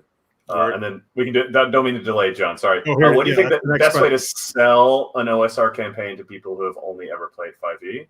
I would personally, again, lead with creativity. Say, it's a great. You wouldn't. I would say it's a great platform to. No, I've totally lost my train of thought. I'm Just sorry. tell them to watch this. It's been like watch this. YouTube It's channel, been 3 man. hours. I'm sorry, I got tired really quick. It's just a very permissive system that I think 5e players will be surprised at how excited they get when they discover like what they can achieve. I feel like I just said nothing at all, but it's Just fine. tell them to watch this YouTube. That's all you need to do. You're not limited to a list of skills that you may or may not be good at. Matt, you got a fanboy in the chat, bro. So, Oh, yeah. Creepy. I'm gonna cover your face, Matt, but here you go. We're all here because of Matt, frankly. Of Okay, course. let's do this thing, right? Do this. All right. Midnight. All right. So as you can see up on the thing here, StreamYard is basically taken everyone who's put in the hashtag, and we've got 83 entries. So I'm going to hit draw, and this should do the thing, and we're going to find out who it is. So here we go. good luck, guys. For an OSE Classic Good luck, everyone. Good luck to everybody out there. Drum roll. Look at all these cool people. Winner, What Neil the heck? Briggy. Neil Congratulations, Now you get to pronounce that, John. Riggy. Congratulations, whoever you Amazing. might be, and thanks for being a subscriber. You're gonna get this guy. So here's the way it's gonna work, Neo. I am going to basically make sure I read my own rules here. I'm going to drop a comment in the archive of this video on YouTube, and I'm declaring you the winner. And what you're going to need to do is actually email me personally, and then there'll be further instructions from there in order to get that book into your hands. And we'll go from there. So congratulations, you've won this bad boy. That's awesome. My hands, Gavin's hands, actually. I'm In my jealous. hands. He is still in the chat, and I want to know, where did you come up with that name, dude? Like, You better explain that. That's yeah, you gotta explain that. That's contingent. part of the new rules to the game. No book explaining. So that's what you're going to be, Look at that. be looking at. That is a Yeah. unique hand signed by Gavin Norman book, and it's going to be all yours very, very soon. So congratulations. Thank you once again, everyone, for tuning in and making Really it a great appreciate time. it. Yeah. I'm This so was fun. sorry. If you guys like this, like, let us know, because we had a good time doing this, I think. I did have a good time.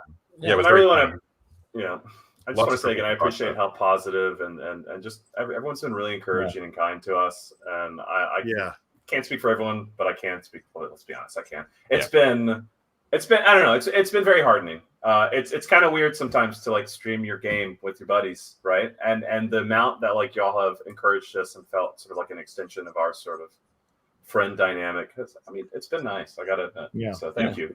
Yeah, Nice having you at the table. Yeah. absolutely. exactly. Yeah, we look forward to your comments every single week, and Absolutely. to everyone here that we were not able to answer your questions or address your comments, we apologize. Of course, we just so much to talk about, and we're all old.